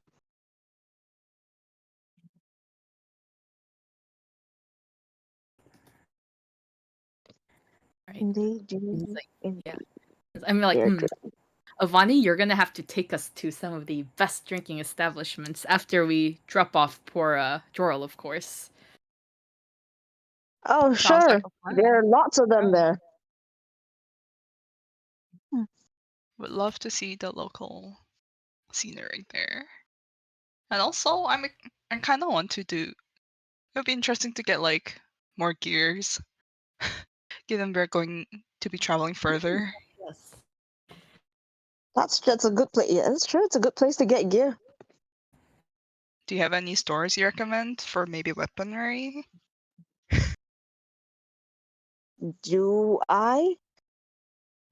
Yeah, I mean, you know a couple of like smiths there, and I think more than anything, you know a guy who knows a guy. A lot of like word of mouth information, especially in like dwarven communities, you need an information broker to get the actual good stuff and not the stuff they just sell the tourists. So rather than like knowing a store directly, you know someone to ask. Um, and that someone is usually the assistant to Count Lapis-Strike, actually. So that guy will be able to tell you. Yeah, Oh, we're probably going to be talking to him anyway. Yeah, Omris. okay. Yeah. I question, how far are we close to Craig Basin now? Oh yeah, you guys. It's been a couple hours. I think you guys have kind of booked it, and you are entering the town of Craig Basin. The horses are exhausted. Uh-huh. As you are pulling in, to the town. Let me switch maps so we can go to Craig Basin. Ta-da! Wow. Let me put you guys. Those aren't moon men. Enemies. Don't worry. Okay. They Big just Hangman Man. they just look like it. This is the NPC tokens. But yeah, the horses coming in from this way. They kind of light over there. Let me put all your little tokens down. Get in there, everybody. We Getting in. put everybody's tokens. Oh, Wait, cute. this is a top-down map. Are we fighting? I still don't No. know. Also, how do you move your token on the map? I still don't know how to do that. WASD. WASD. Oh, really? Okay. Yeah. I'll click and Oh, it's drag. awesome. Okay, cool. Yeah, you can also click and drag. Yeah. I see. I see. Yeah, the monk parks the cart here and he says, "Ooh, I gotta give these horses some rest. Yeah, we've made it to Craig Basin. Here's your ticket. You can head over to the train and hopefully you can catch the next one coming out. You can get your little friend some help. He's looking stable right now and honestly a little bit better than a couple hours ago, but I wouldn't risk it." All right. We're not planning on it. So. Retreat to a station. Oh, you just head directly south. It's the largest building here. So it's gonna be, and he points to this one. That one right there, is the station. You can make your way over to the station master and show them the ticket and he looks at his watch. Trains northward. I don't know how often they'll be running. I would ask him that, but best of luck and you know, feel free to let us know if what's happened. Alrighty. All right. Who is going to carry our dear friend Jorl? Who's carrying Jorl? All right, if it's Do you think we can find Us a little, again? like, a wheelbarrow or something? Oh, to fit Jorl in? A stretch. Wheelbarrow. Oh my god. Yeah, I mean, you see some stores. It's the monk has sort of deposited you in the middle of like the town square. You walk into Craig Basin and like just past the like entry walkway. You can see it's like a small but like bustling like town center. There were some farms you passed on the way in here, and you assume some more on the outskirts. Like you Oh, guys there's a all wheelbarrow right here. Yeah. There's a little waterway sort of snaking through the town, and these like large down blue on a boat. luminescent crystals. This is a bookshop you see here.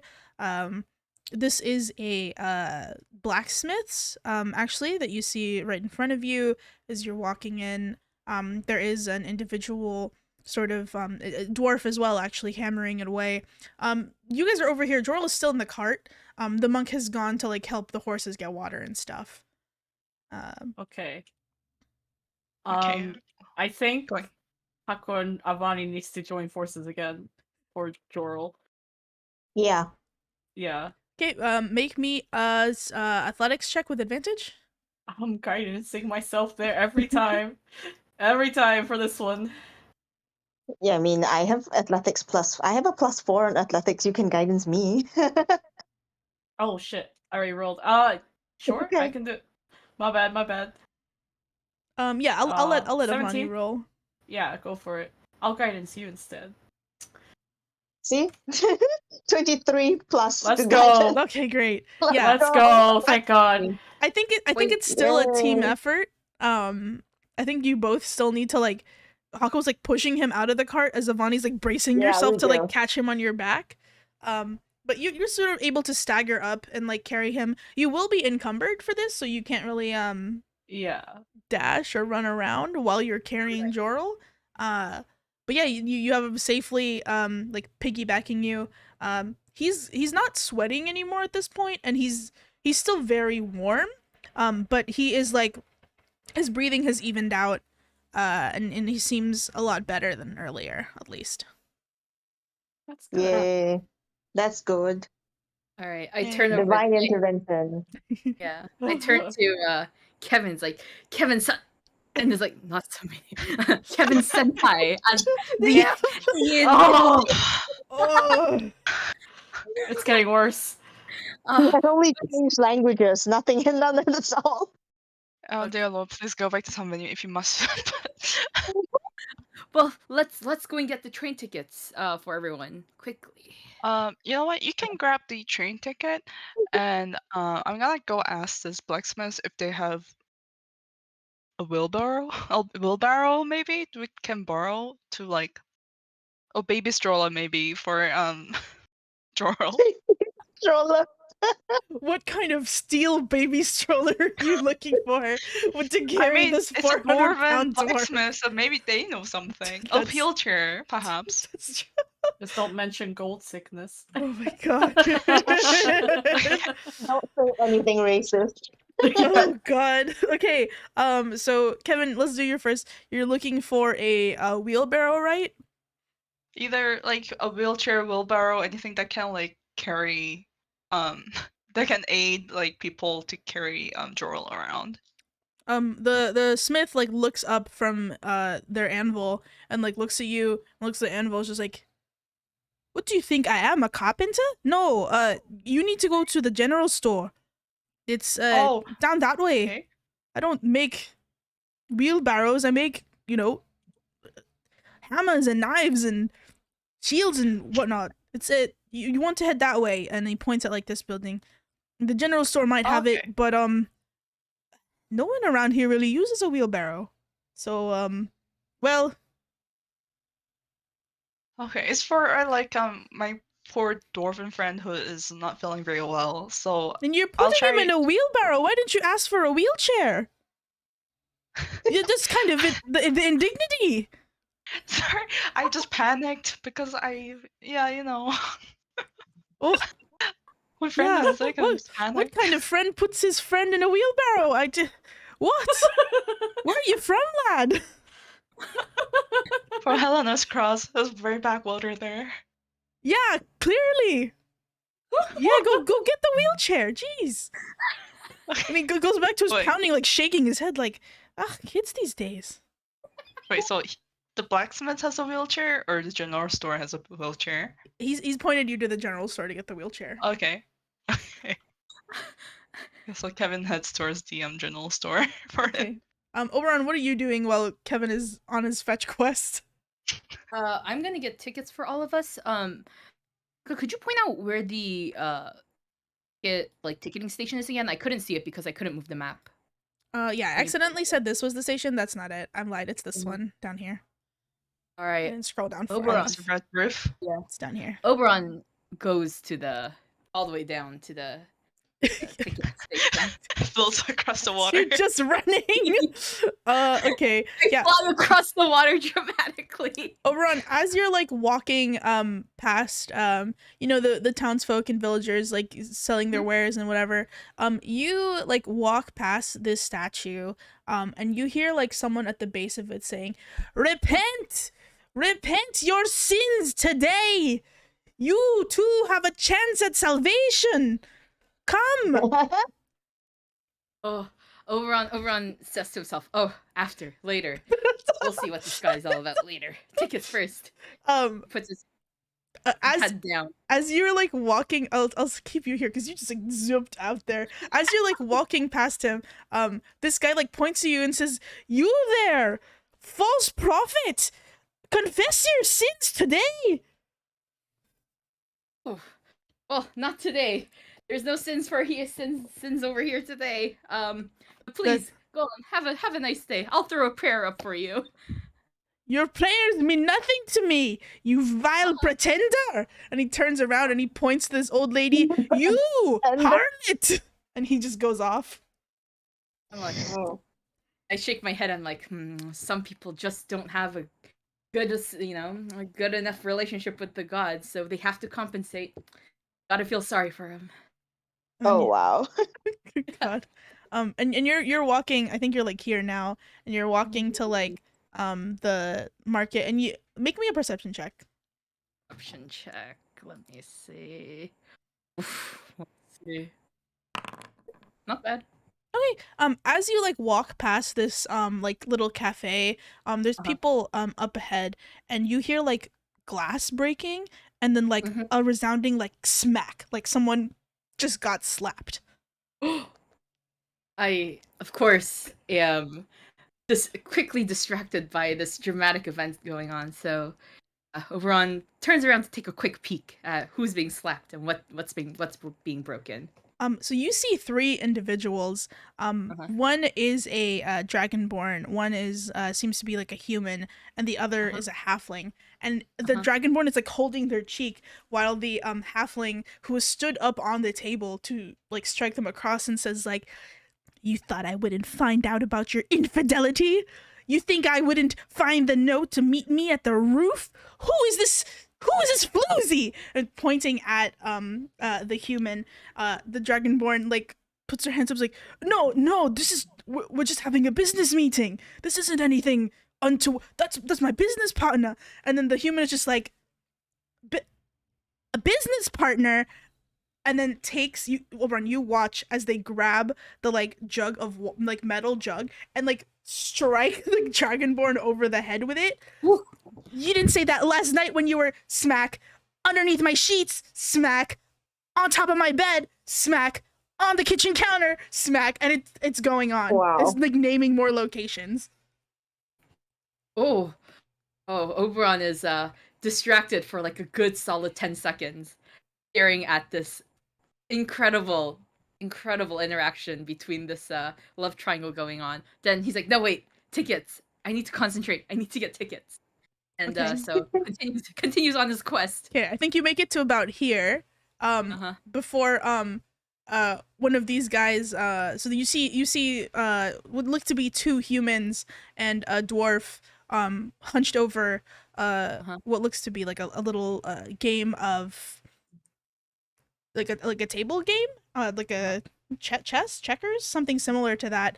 And like one of them, as you walk by, pulls you over. Is like, hey, come here, lad. We need you to check something for us. We need fresh eyes.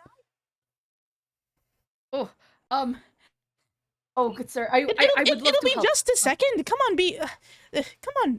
We just need someone unbiased to do a little bit of digging, and make sure that this is a legal move, right? And then the dwarf from across like the table like crosses their arms and is just like, "Oh, why would you say it isn't a legal move just because I did it? That's just you're just a sore loser. Here, come here, lad." And he like you can make a check to resist, but he's gonna start pulling you towards the chess table.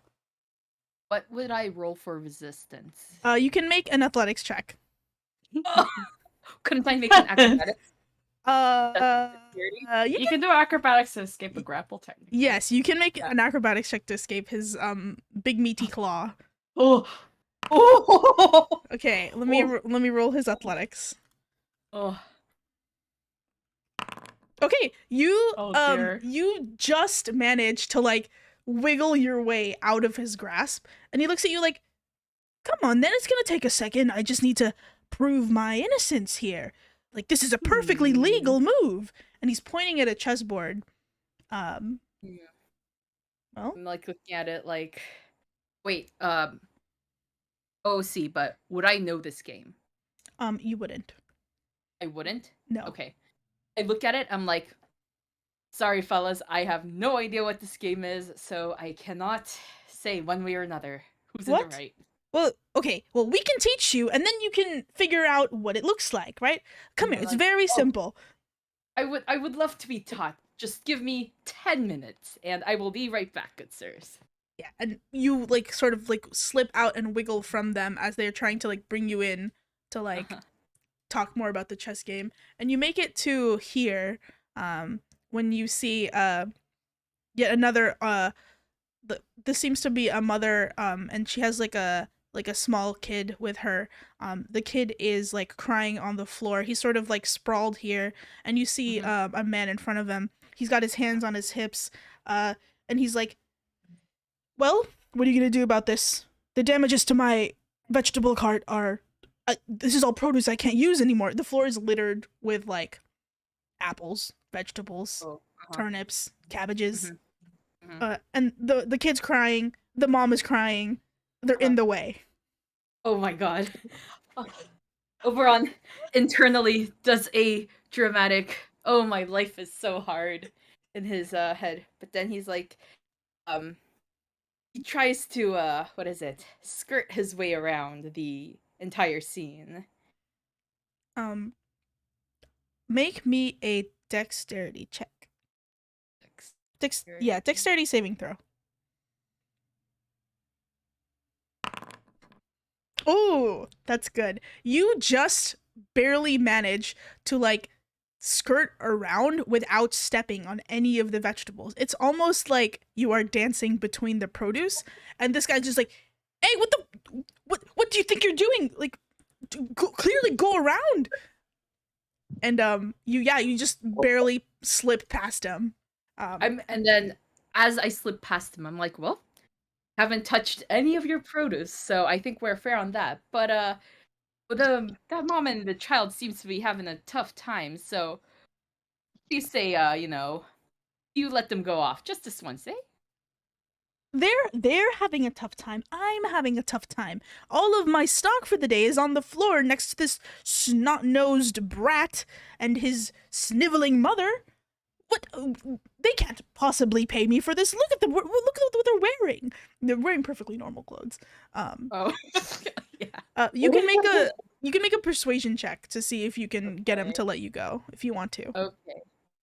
How about can I be like, well, look, most of these produce seem to be in perfectly fine condition, mostly just apples, hard things, just need a little scrub. So, if they can't pay it back, maybe the mom can, do a little wiping, and you should be good to sell for the day, huh? And then let me roll for persuasion. Go ahead.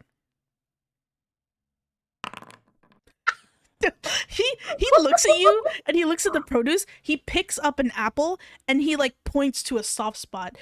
And after pointing, he grabs your hand and he presses it into the soft spot. He's just like, "Do you feel that? You think I can sell this half-assed? My name will take a direct hit if these people don't atone for what they did. I can't sell subpar produce like this. You need to see. How about how much do you think this would all cost? Real quick. I don't know. I mean, I this is a premium produce stand, and I only have the finest vegetables and exotic wares. It's not. It's like apples and potatoes. Yeah, and I'm like, I see a cart. I was passing by a cart right over there with a much better produce quality too, I feel. Who? Jim? Jim doesn't know what he's doing. He can't grow an apple from a tomato. Listen, my daily haul is normally 150 gold per day, and these losers squandered my. How am I supposed to feed my family? 150 gold. I look at all of like the potatoes and apples. I'm like, no way. I'm like, tell you what. This is still early on in the day. I'm sure you have more contacts you can rely on. A little bit more produce. I'll drop 50 and we can let it go from there. How about that? And you're running out of daytime, so Gotta make a snap decision. Otherwise, I best be on my way. Make another persuasion check with advantage. Okay. Wait, how do I do for roll for advantage? You can just roll it twice. Oh, okay.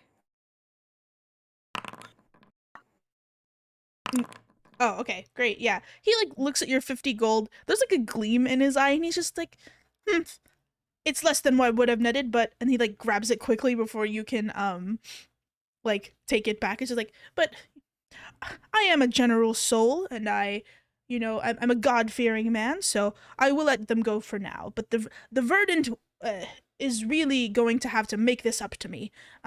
Clean this up. And he like points to the kid and the mom, and they're like sniveling as they like try to clean it up, and they give you like a very thankful, tearful look from the floor. Well, all sorts of character in this town. I wave off the mom and the kid, and I finally get to the ticket stall.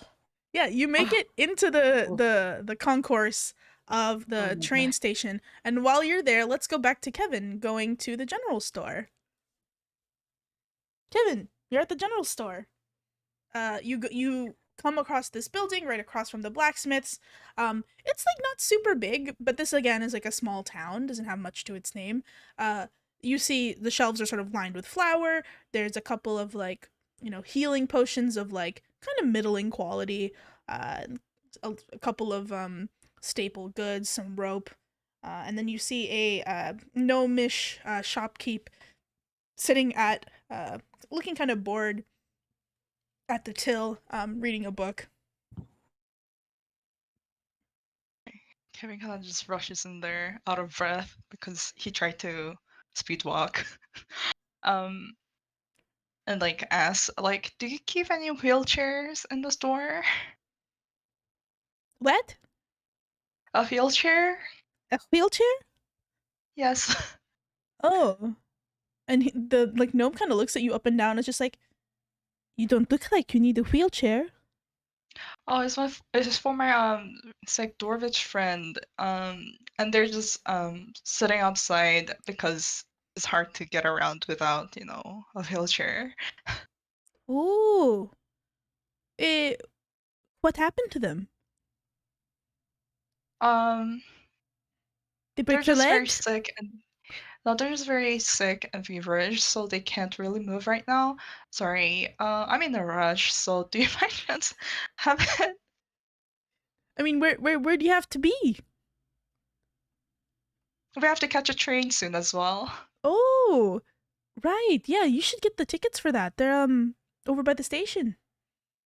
But we also need a wheelchair. Oh, that's right. The wheelchair for your sick dwarf friend. Yes. Oh, yeah. Yeah, we don't have wheelchairs. Sorry.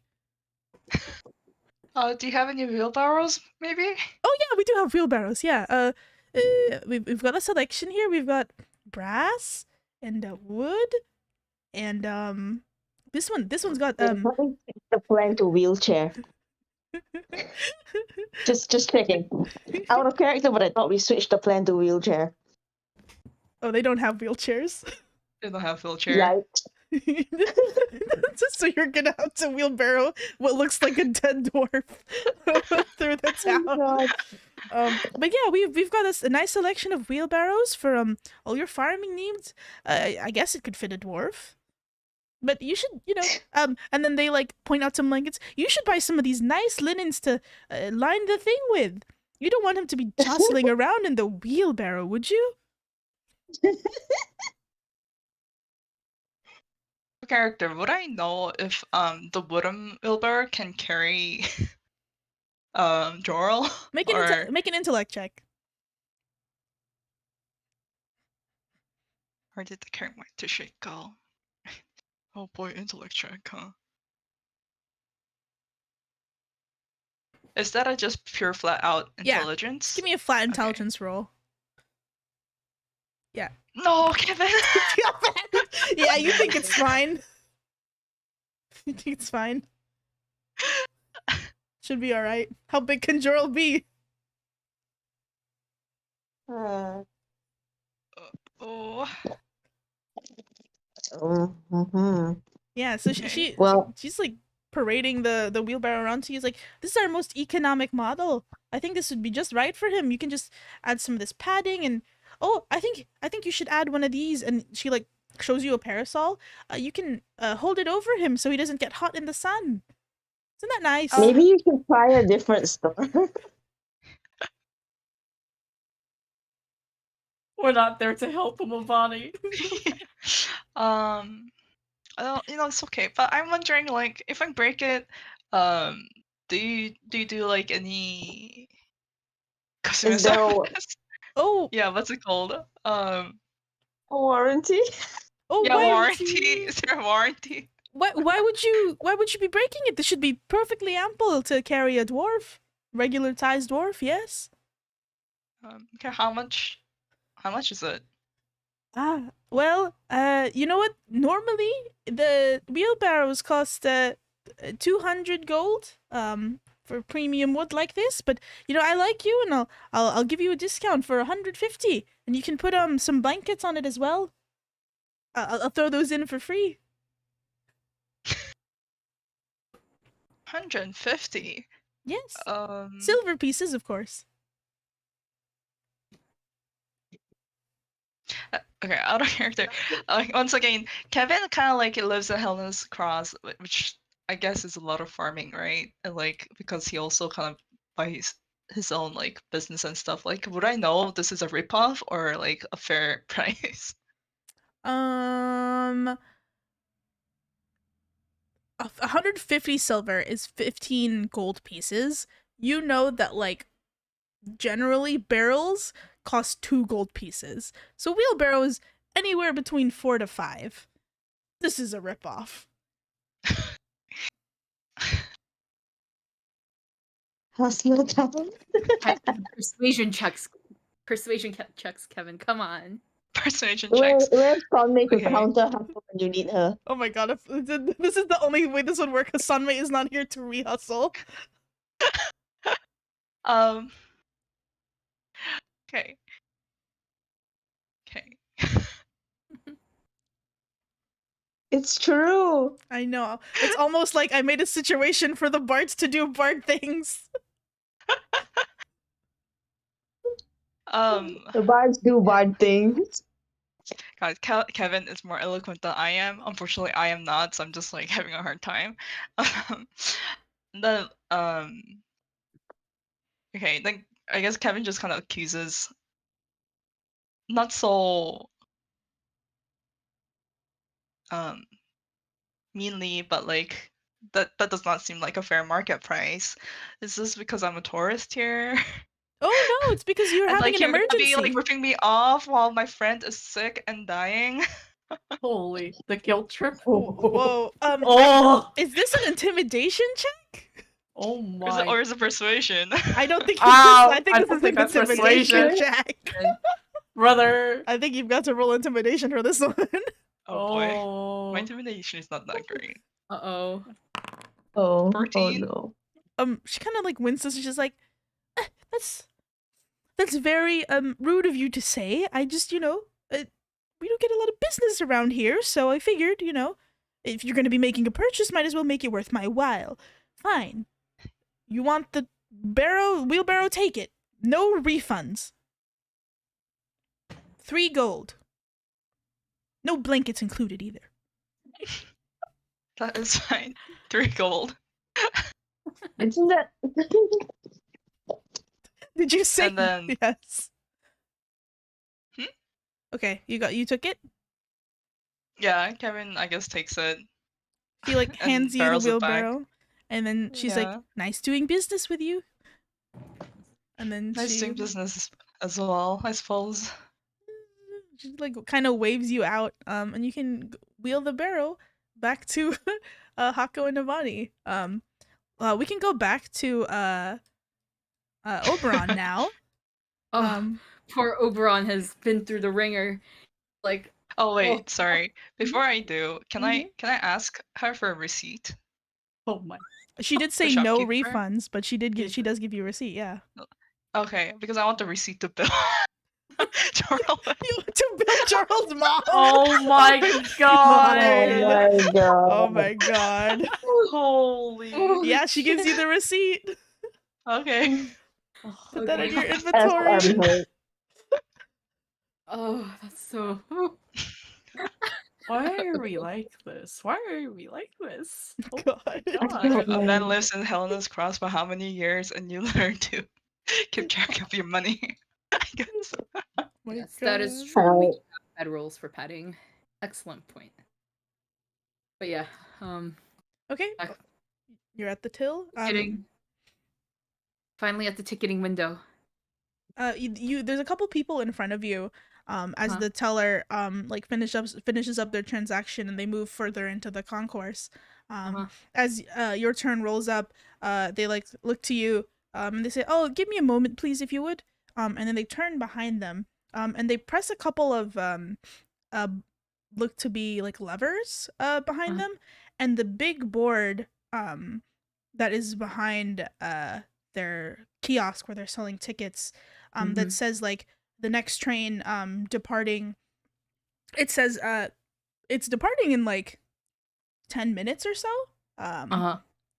It like shuffles, like the text shuffles wood. There's like some mechanism that like brings in a new text, and it says Mhm. next available train departing in 5 hours. And then she turns around to look at you and she's like, "All right, hi, what can I help you with?" A quick question. Sure. Before, is the ticketer a dwarf or no? The ticketer is not a dwarf, they're a halfling. Okay. I'm like, okay, 5 tickets. What is it? Yes. 1, 2, 3, 4. Yes, it is. 1, 2, 3, 4. Yeah, 5 tickets for the next train out. In 10 minutes, correct? She So, turns around, she looks at the board. No, it's in 5 hours, sir. wait. But wasn't the board switched from 10 minutes to 5 hours? Is what you? Sorry, you kind of cut off. Can you? Oh, So it was. So the sign before said the train was leaving in 10 minutes. Uh-huh. As the people in front of you like left with their tickets, she turned Yeah. around to like change the time to 5 hours. Oh, I'm like, wait. But the train before, it still hasn't left yet, right? One that's going to be leaving in a few minutes. She like looks behind her, and you can look past her and see the train is still there. Yeah. I mean, no, it won't be leaving for another 10 minutes, but unfortunately the tickets are all booked for this northward bound train. Oh no. I think you've just missed them. Oh, listen, we really need those 5 tickets to get to Undercross ASAP. We have an extremely sick dwarf with us, who needs to get to Undercross, and I don't think they'll make it if, we, wait 5 hours for the next train. I'm really sad to hear about that, sir, but the train's got a limited capacity and it's pretty much at it. If only you'd arrived, I don't know, a couple minutes earlier, you probably would have beat those guys to the tickets. Okay, doesn't even have to be seats. Anything is fine, but please, this is a very important little dwarf, so it is absolutely imperative that we get on this train. May I roll for persuasion? You can roll for persuasion. 23. She sighs and she says, yeah, listen, I really don't have any more tickets to sell you. That's the god honest truth. I want to help you. This seems like you're in a bit of a bind. And we don't want anyone dying in the town, so that would be good if he didn't die here. But the Snake Way only has so much capacity.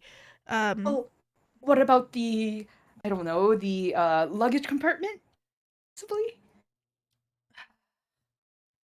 I mean, I suppose we could put you in the cargo hold. Mind you, it would not be comfortable. You can try your luck asking maybe some of the other people if they're willing to sell their tickets to you, but I don't know if that's a place to put a passenger, mind you. Mm-hmm. We would have to make you fill out a waiver. We do this sometimes, but we wouldn't be responsible for you if anything happened on the train. The cargo is no place for passengers to be sitting, you know. But if you really need it. Quick question. While all of this was going on, is the rest of the party making their way down to the station area, or are they waiting for me up there? I think Kevin just got finished with, like, Wheelbarrow. buying the wheelbarrow. Okay. Okay. Feel free to give me the waiver. I will waive away all of our rights. I will sign it away. We need to get on that train, but I will also go and ask around passengers to see if they'd be willing to possibly forward their tickets to us. But yeah, just in case I don't get any, would it be okay if we filled out the waiver and got on the train? Yeah, that's fine. There's no discounts. It will be the same price again. Unfortunately, doing you a favor here, honestly, by letting you on the cargo hold. That will be the 300 gold per person for all the way to what does this ticket say? Halberdoon? I thought. Hold on. Oh, see, I thought we were going. The ticket was for Undercross, right? The ticket was. I thought you guys were going to Halberdoon because the ticket that the monk But gave it's you. You can't. Can we stop on the way? The one way. Usually, if it's like a one-way ticket to a specific location, it's like directly to, right? Yes. Yeah. So you can stop there. Okay, so if we can stop there, yeah, at Wyvern, then that's fine. Yeah, to Halberdoon. Okay. So that'll be 300. Oh, actually, she takes your ticket and she like passes it through this like what looks like a little summoning circle. And like a tiny little pixie familiar like pops up and like looks at it and like taps it with her fingers, and she gives the like conductor like not the conductor, the ticket taker like a thumbs up. She says, "Oh, looks like these have been comped. So lucky you. Here you go. You can keep these. Just make sure they're on your person, and you should be able to hop on all the way from here until Haberdoon. You will not be able to go backwards, so if you want to make the trip back, that's you'll have to pay for your own way that way. But any onward journeys going northward on this line should be good to go. I wish you luck. So, thank you very much. Did I sign the waiver already? She hands you the waivers. You are at Okay. 8 minutes before the train leaves. All right, I scrawl my signature on the waiver, and then I run over to the platform where everybody's like, or people are like loading up, right, getting on the train. Mhm. Yeah. I seek out some dwarves, getting on the train. Make me a perception check. Yeah. If you can find them. perception. Let's see if I can find some dwarves. While we attempt to bring Jorl to the station. Yeah. Yeah. 14. Yeah, you see there's 3 dwarves milling around the station. They're sort of sitting around a table like looking at a map and like talking amongst themselves. All right. So I run over to the dwarves. Wait. And then I run up to them. I'm like, and I speak Dwarvish. So, Dwarvish, all the dwarves have the common Dwarvish language, right? They do. Just like across the Yes. coil. Okay, so I break out my Dwarvish and I ask them, excuse me, good dwarves. I currently have in my party a very sick dwarf who happens to be the nephew of Count Lapistrake. Good old Jorl Drognot. He's very, very, very sick and needs to get back to the Undercross right away. If you would be willing to possibly sell your tickets over so that good old Jorl doesn't have to sit in the cargo hold, I would be more than happy to come for your tickets and for the next one, the replacement that's coming for the next train that's coming in the next 5 hours. Make a persuasion check. for me. Okay. You can have advantage because you did it in Dwarvish. Okay. Persuasion, and then Oh my Yeah. god. to roll Jesus again. Christ. Yeah. No. I think you're fine. So like you say all of that in like one breath to these dwarves, and they like look amongst themselves, and the largest one turns to you and says, "That's the strangest accent I've ever heard come out of a person's mouth, lad. But you said we pebble strikes here? Oh, Yes. oh, Jorl, my best friend. He's my best friend, and he's deathly ill. Yeah. he's your best friend? Oh, he's Yes. right. Yeah, that's fine. He's sick. Oh, was it is it serious? Sounds like it. Oh, it's very, very serious.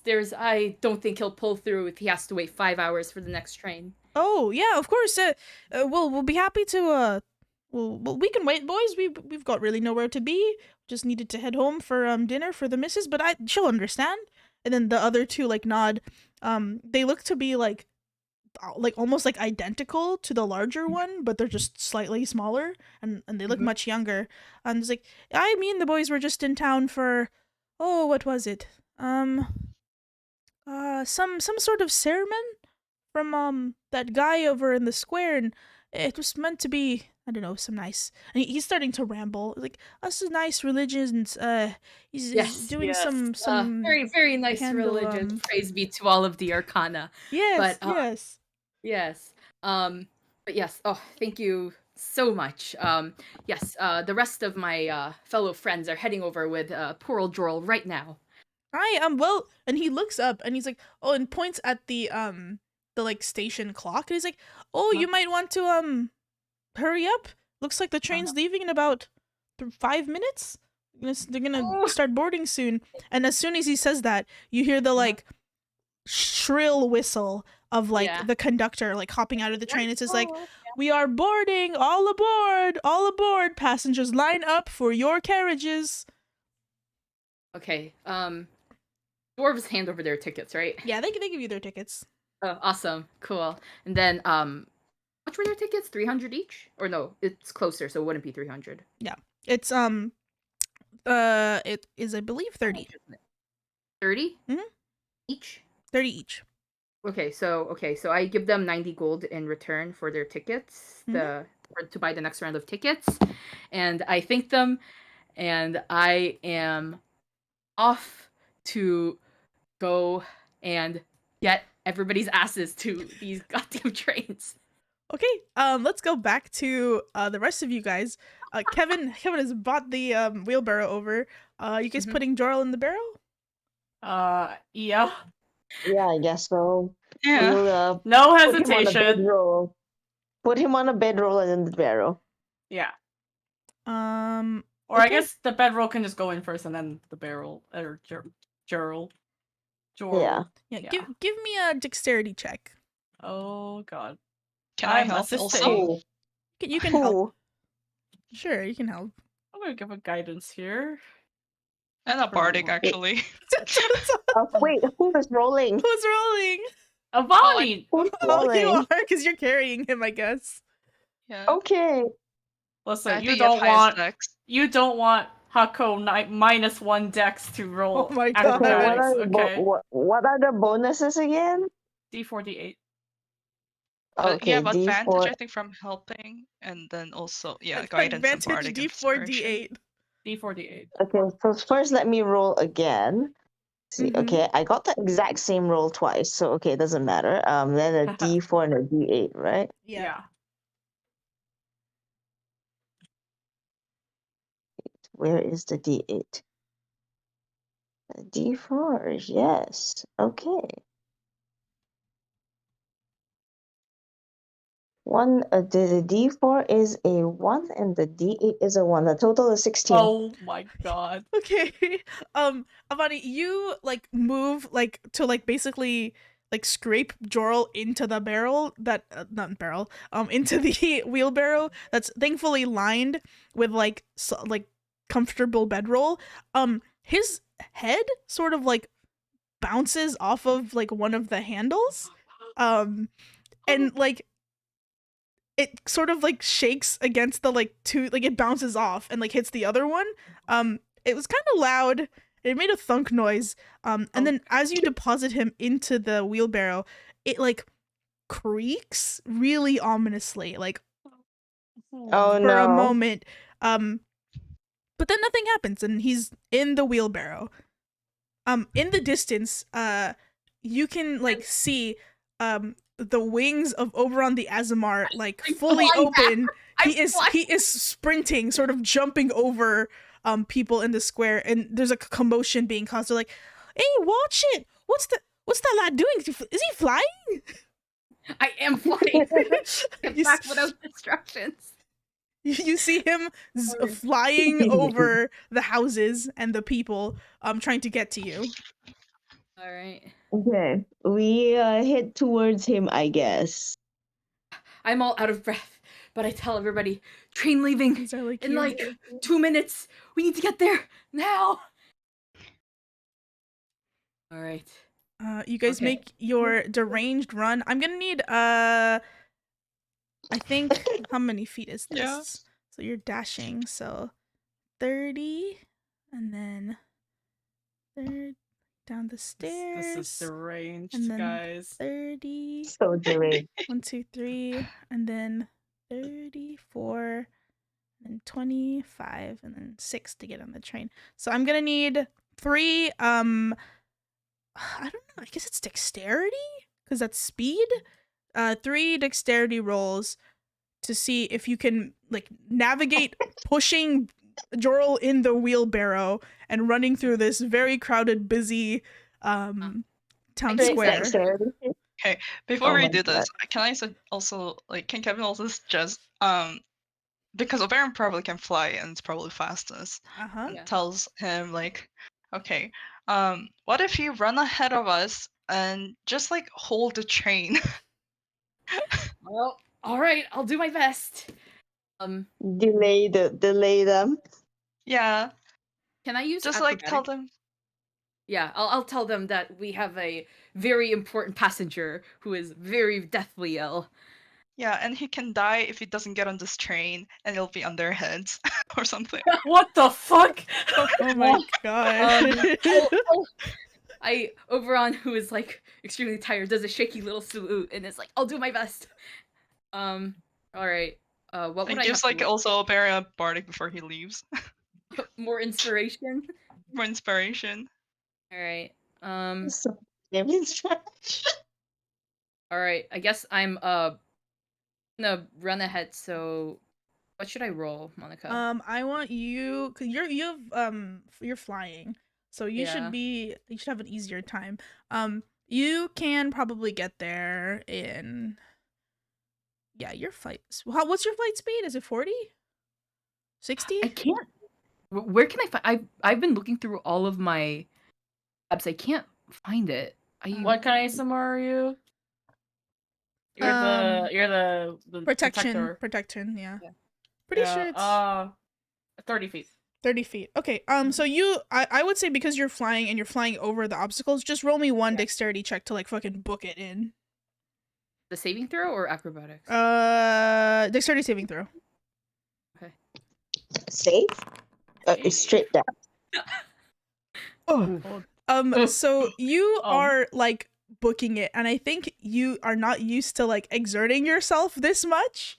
This is not an Oberon the Aasimar play. This is not the kind of activity you do, and I think you're not used to flying this fast either. Your wings are mostly for like preening, decoration, and you don't work them out as much as you should. I think at some point you fly directly overhead one of these like steam things, and it like puffs up a cloud of like dust at you. And it sort of like stains half of one of your wings like this gray sooty color. And you take like 2 poison damage from the smog. But you do eventually like sort of stumble into the concourse, half covered in soot, like coughing your lung out. My hit points down. 2 damage. 2 damage. Oh, yeah. you're fine. Oh, I'm fine. All right. I run over to the train conductor who's like doing like the final call, yelling out final calls. Yeah, right? he's yelling out final call. Nobody is on the platform anymore except for like an old lady who's like struggling to get her luggage into the luggage compartment, and like she's just like trying her best, and she's sort of blocking the entrance to the carriage, and she's like, oh, these bones ain't what they used to be. Why did pack so much? Oh, young man, hello, can you give me a hand, please?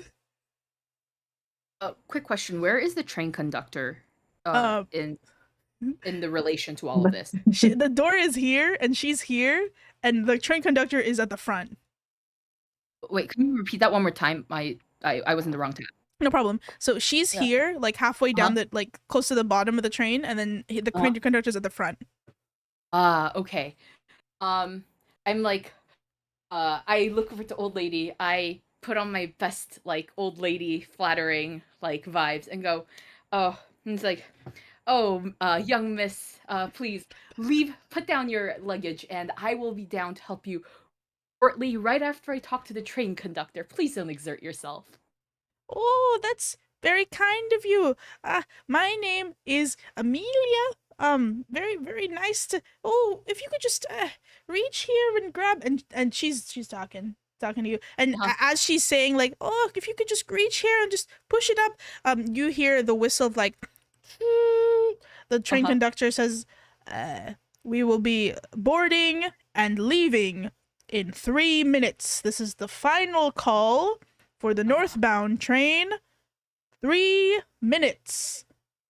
As the old lady is talking, I hop, skip, and I half fly to the front where the train conductor is. The train conductor is a half-orc man. He is like large, and he's got his little uniform on and a little hat and a whistle. He's just like, oh, hello, ticket, sir? Do you need help finding your seat? And I'm like, oh no, please, my friends, they're coming down. They're almost at the station with a very, very, very sick dwarf, who needs to get on this train. Or my best friend, my dwarf, he'll die. If you could please just hold on for a few extra minutes.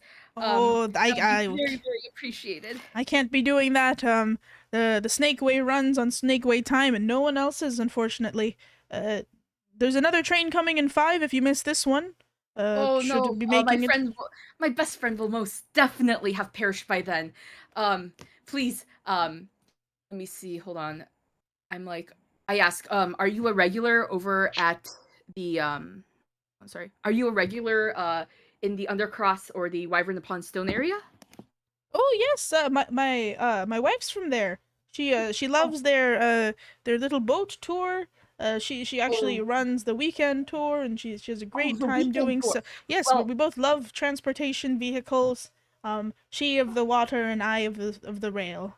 Oh, wonderful. What a romantic story.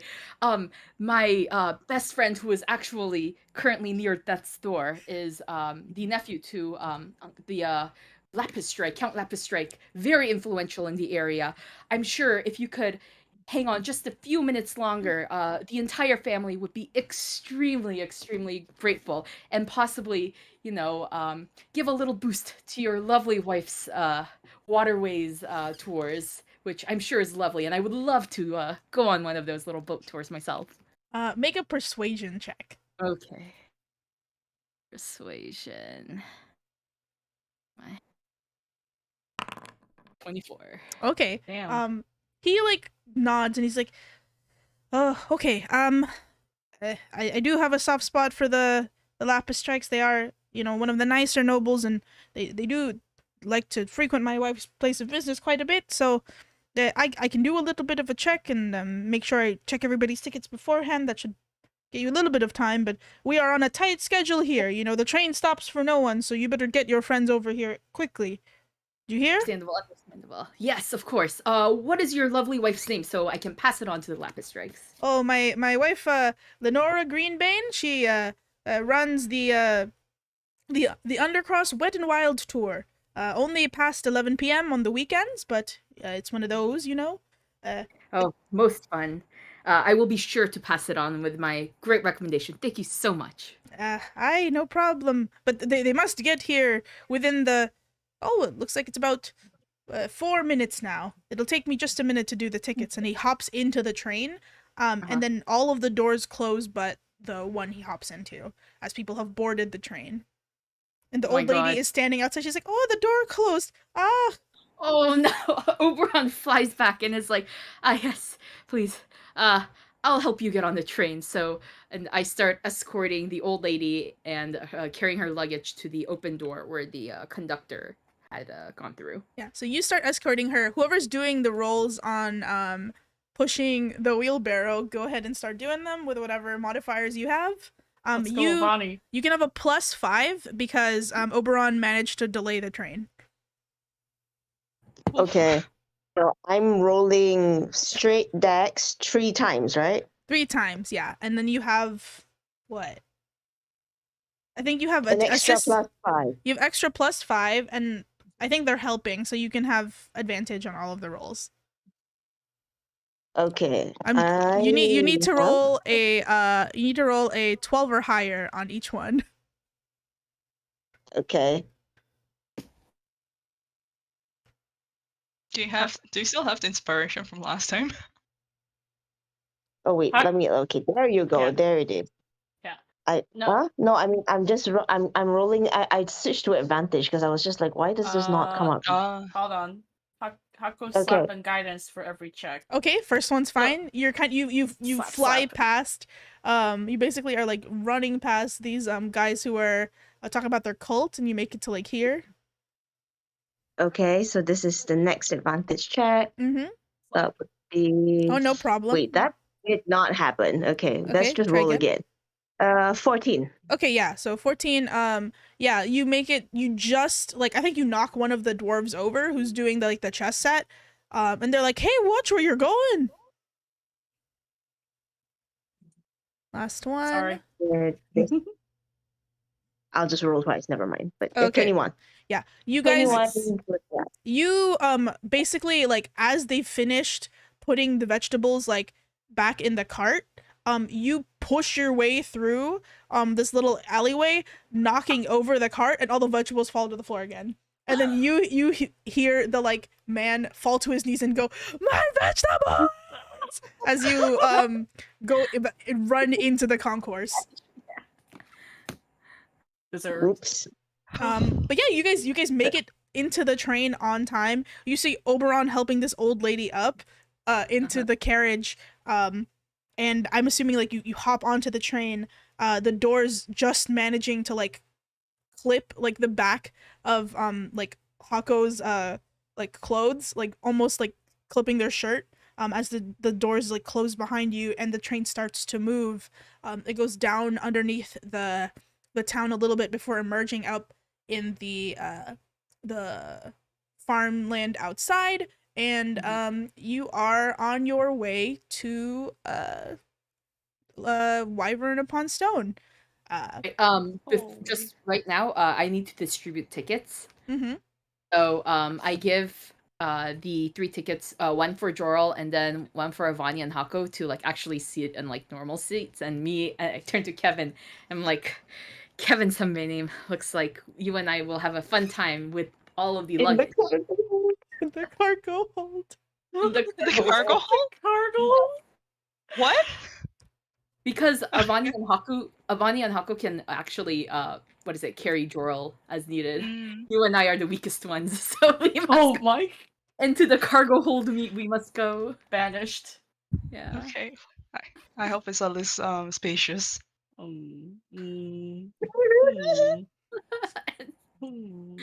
Yeah, you guys find your designated seats. Avani, Hako, and Joral, you guys are in like a nice booth seat. Those dwarves had nice seats. Like, in a little booth. You're kind of in the first class area.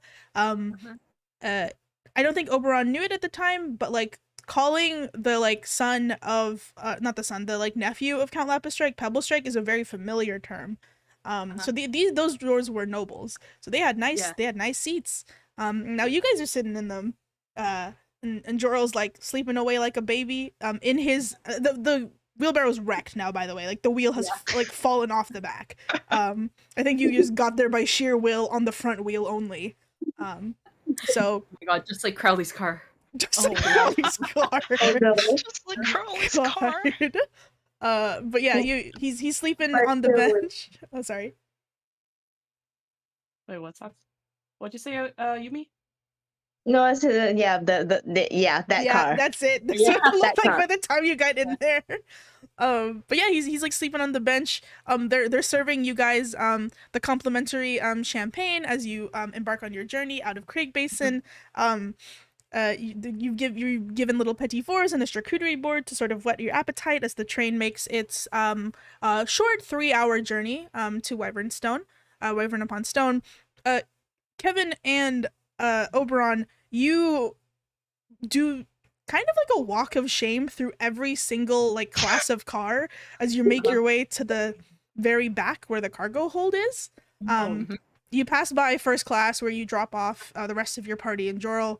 You pass by, second class where there's like a couple of families there. You pass by economy, where people are, on sort of like, they're still nice. It's a nice train, but the chairs are not as nice.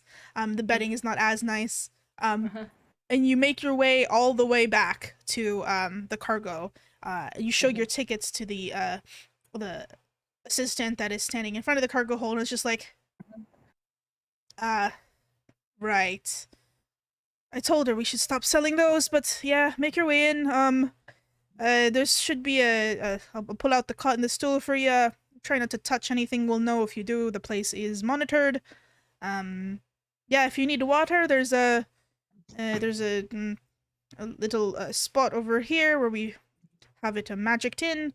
You have to have your own vessel, unfortunately, because we don't have any spare cups for you in this class. But I would try to lie down if you get queasy.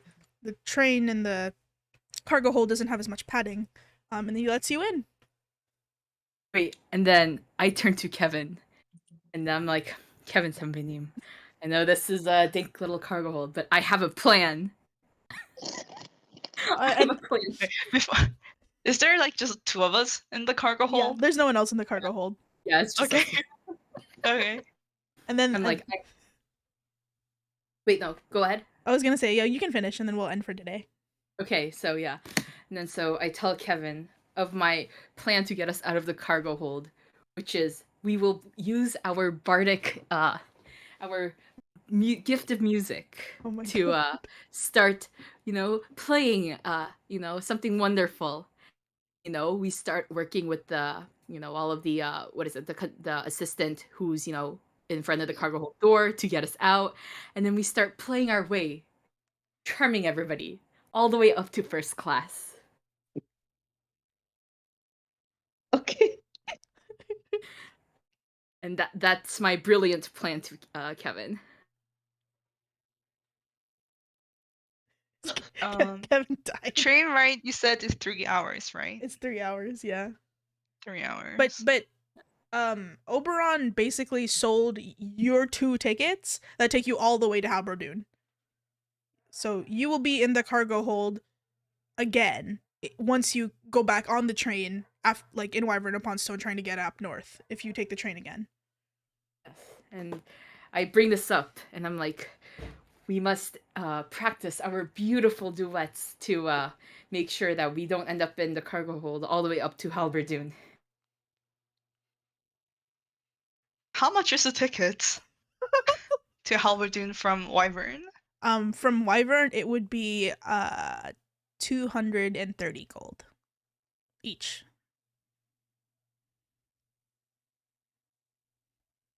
Okay. Yeah, sure. and then we'll end with that. It zooms in on Kevin's face as he makes the mental calculations to how much his dignity is worth. Yeah, sure. Yeah, It sure. closes. The curtain closes, and good job, everybody. Good job. Good job. That's for today. That is the most exciting. It could have been without combat. I know. I was like, Also- I don't know if they'll do combat, but I guess we'll do this. I think that's the combat. They're fighting for their lives, but a different way. Oh boy. Fighting for their Also, reputations. What is it? Hopefully, we'll have everybody here next week. So for Same and Merlin, who are left behind, are we? Good just luck to going them. Good luck. Are we? They probably got on the 5 p.m. or the train 5 hours later, I guess, and came later. Oh, you'll see. Okay. Oh boy. You'll see That- how they get on the That's train. ominous. That's Oh. ominous, my guy. You did leave them.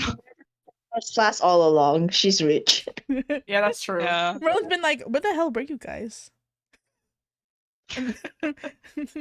Sunmay's like, "Yeah, where the hell were you guys?" Turns out Sunmay had pulled Merlin in a boat swimming across the ocean to get to Craig Basin faster Oh my god. after they realized you left them. just like They're gonna be bit, there before us. just rope in the mouth while Merlin is sitting parasol out on the boat. Sunmay my- swimming in the ocean. Holy.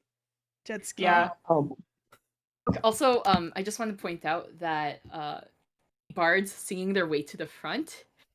For Kevin, he's doing the mental calculations and being like, okay, how much do I really want to spend? But for Oberon, it's like, oh yeah, he could easily spend that money and not blink an eye. He just really wants to sing his way to the front. Oh my god. And he really wants to rope Kevin into it. That's all it was, basically. He's Oh like my that. god. He's like the rich boy who's like, oh, I want to pretend to be poor Oh for my experience. god. This is his spiritual journey to find himself. It literally is. oh god. Yeah, Yay. So Oh, you'll hear our no. wonderful duet all the way up from the front. Get ready. Teehee. That's the party. I just simply will not know them. Oh no. Right. When we're making pianais and asking for alms. Oh, That was pretty good. That was Like pretty that. good. Hee yeah. Alright. Yeah. That was Alright. funny. That was a pretty great session. hee. Okay. I'll see you guys next week, hopefully, everybody. Yes, indeed. Yay. Yay. Yeah.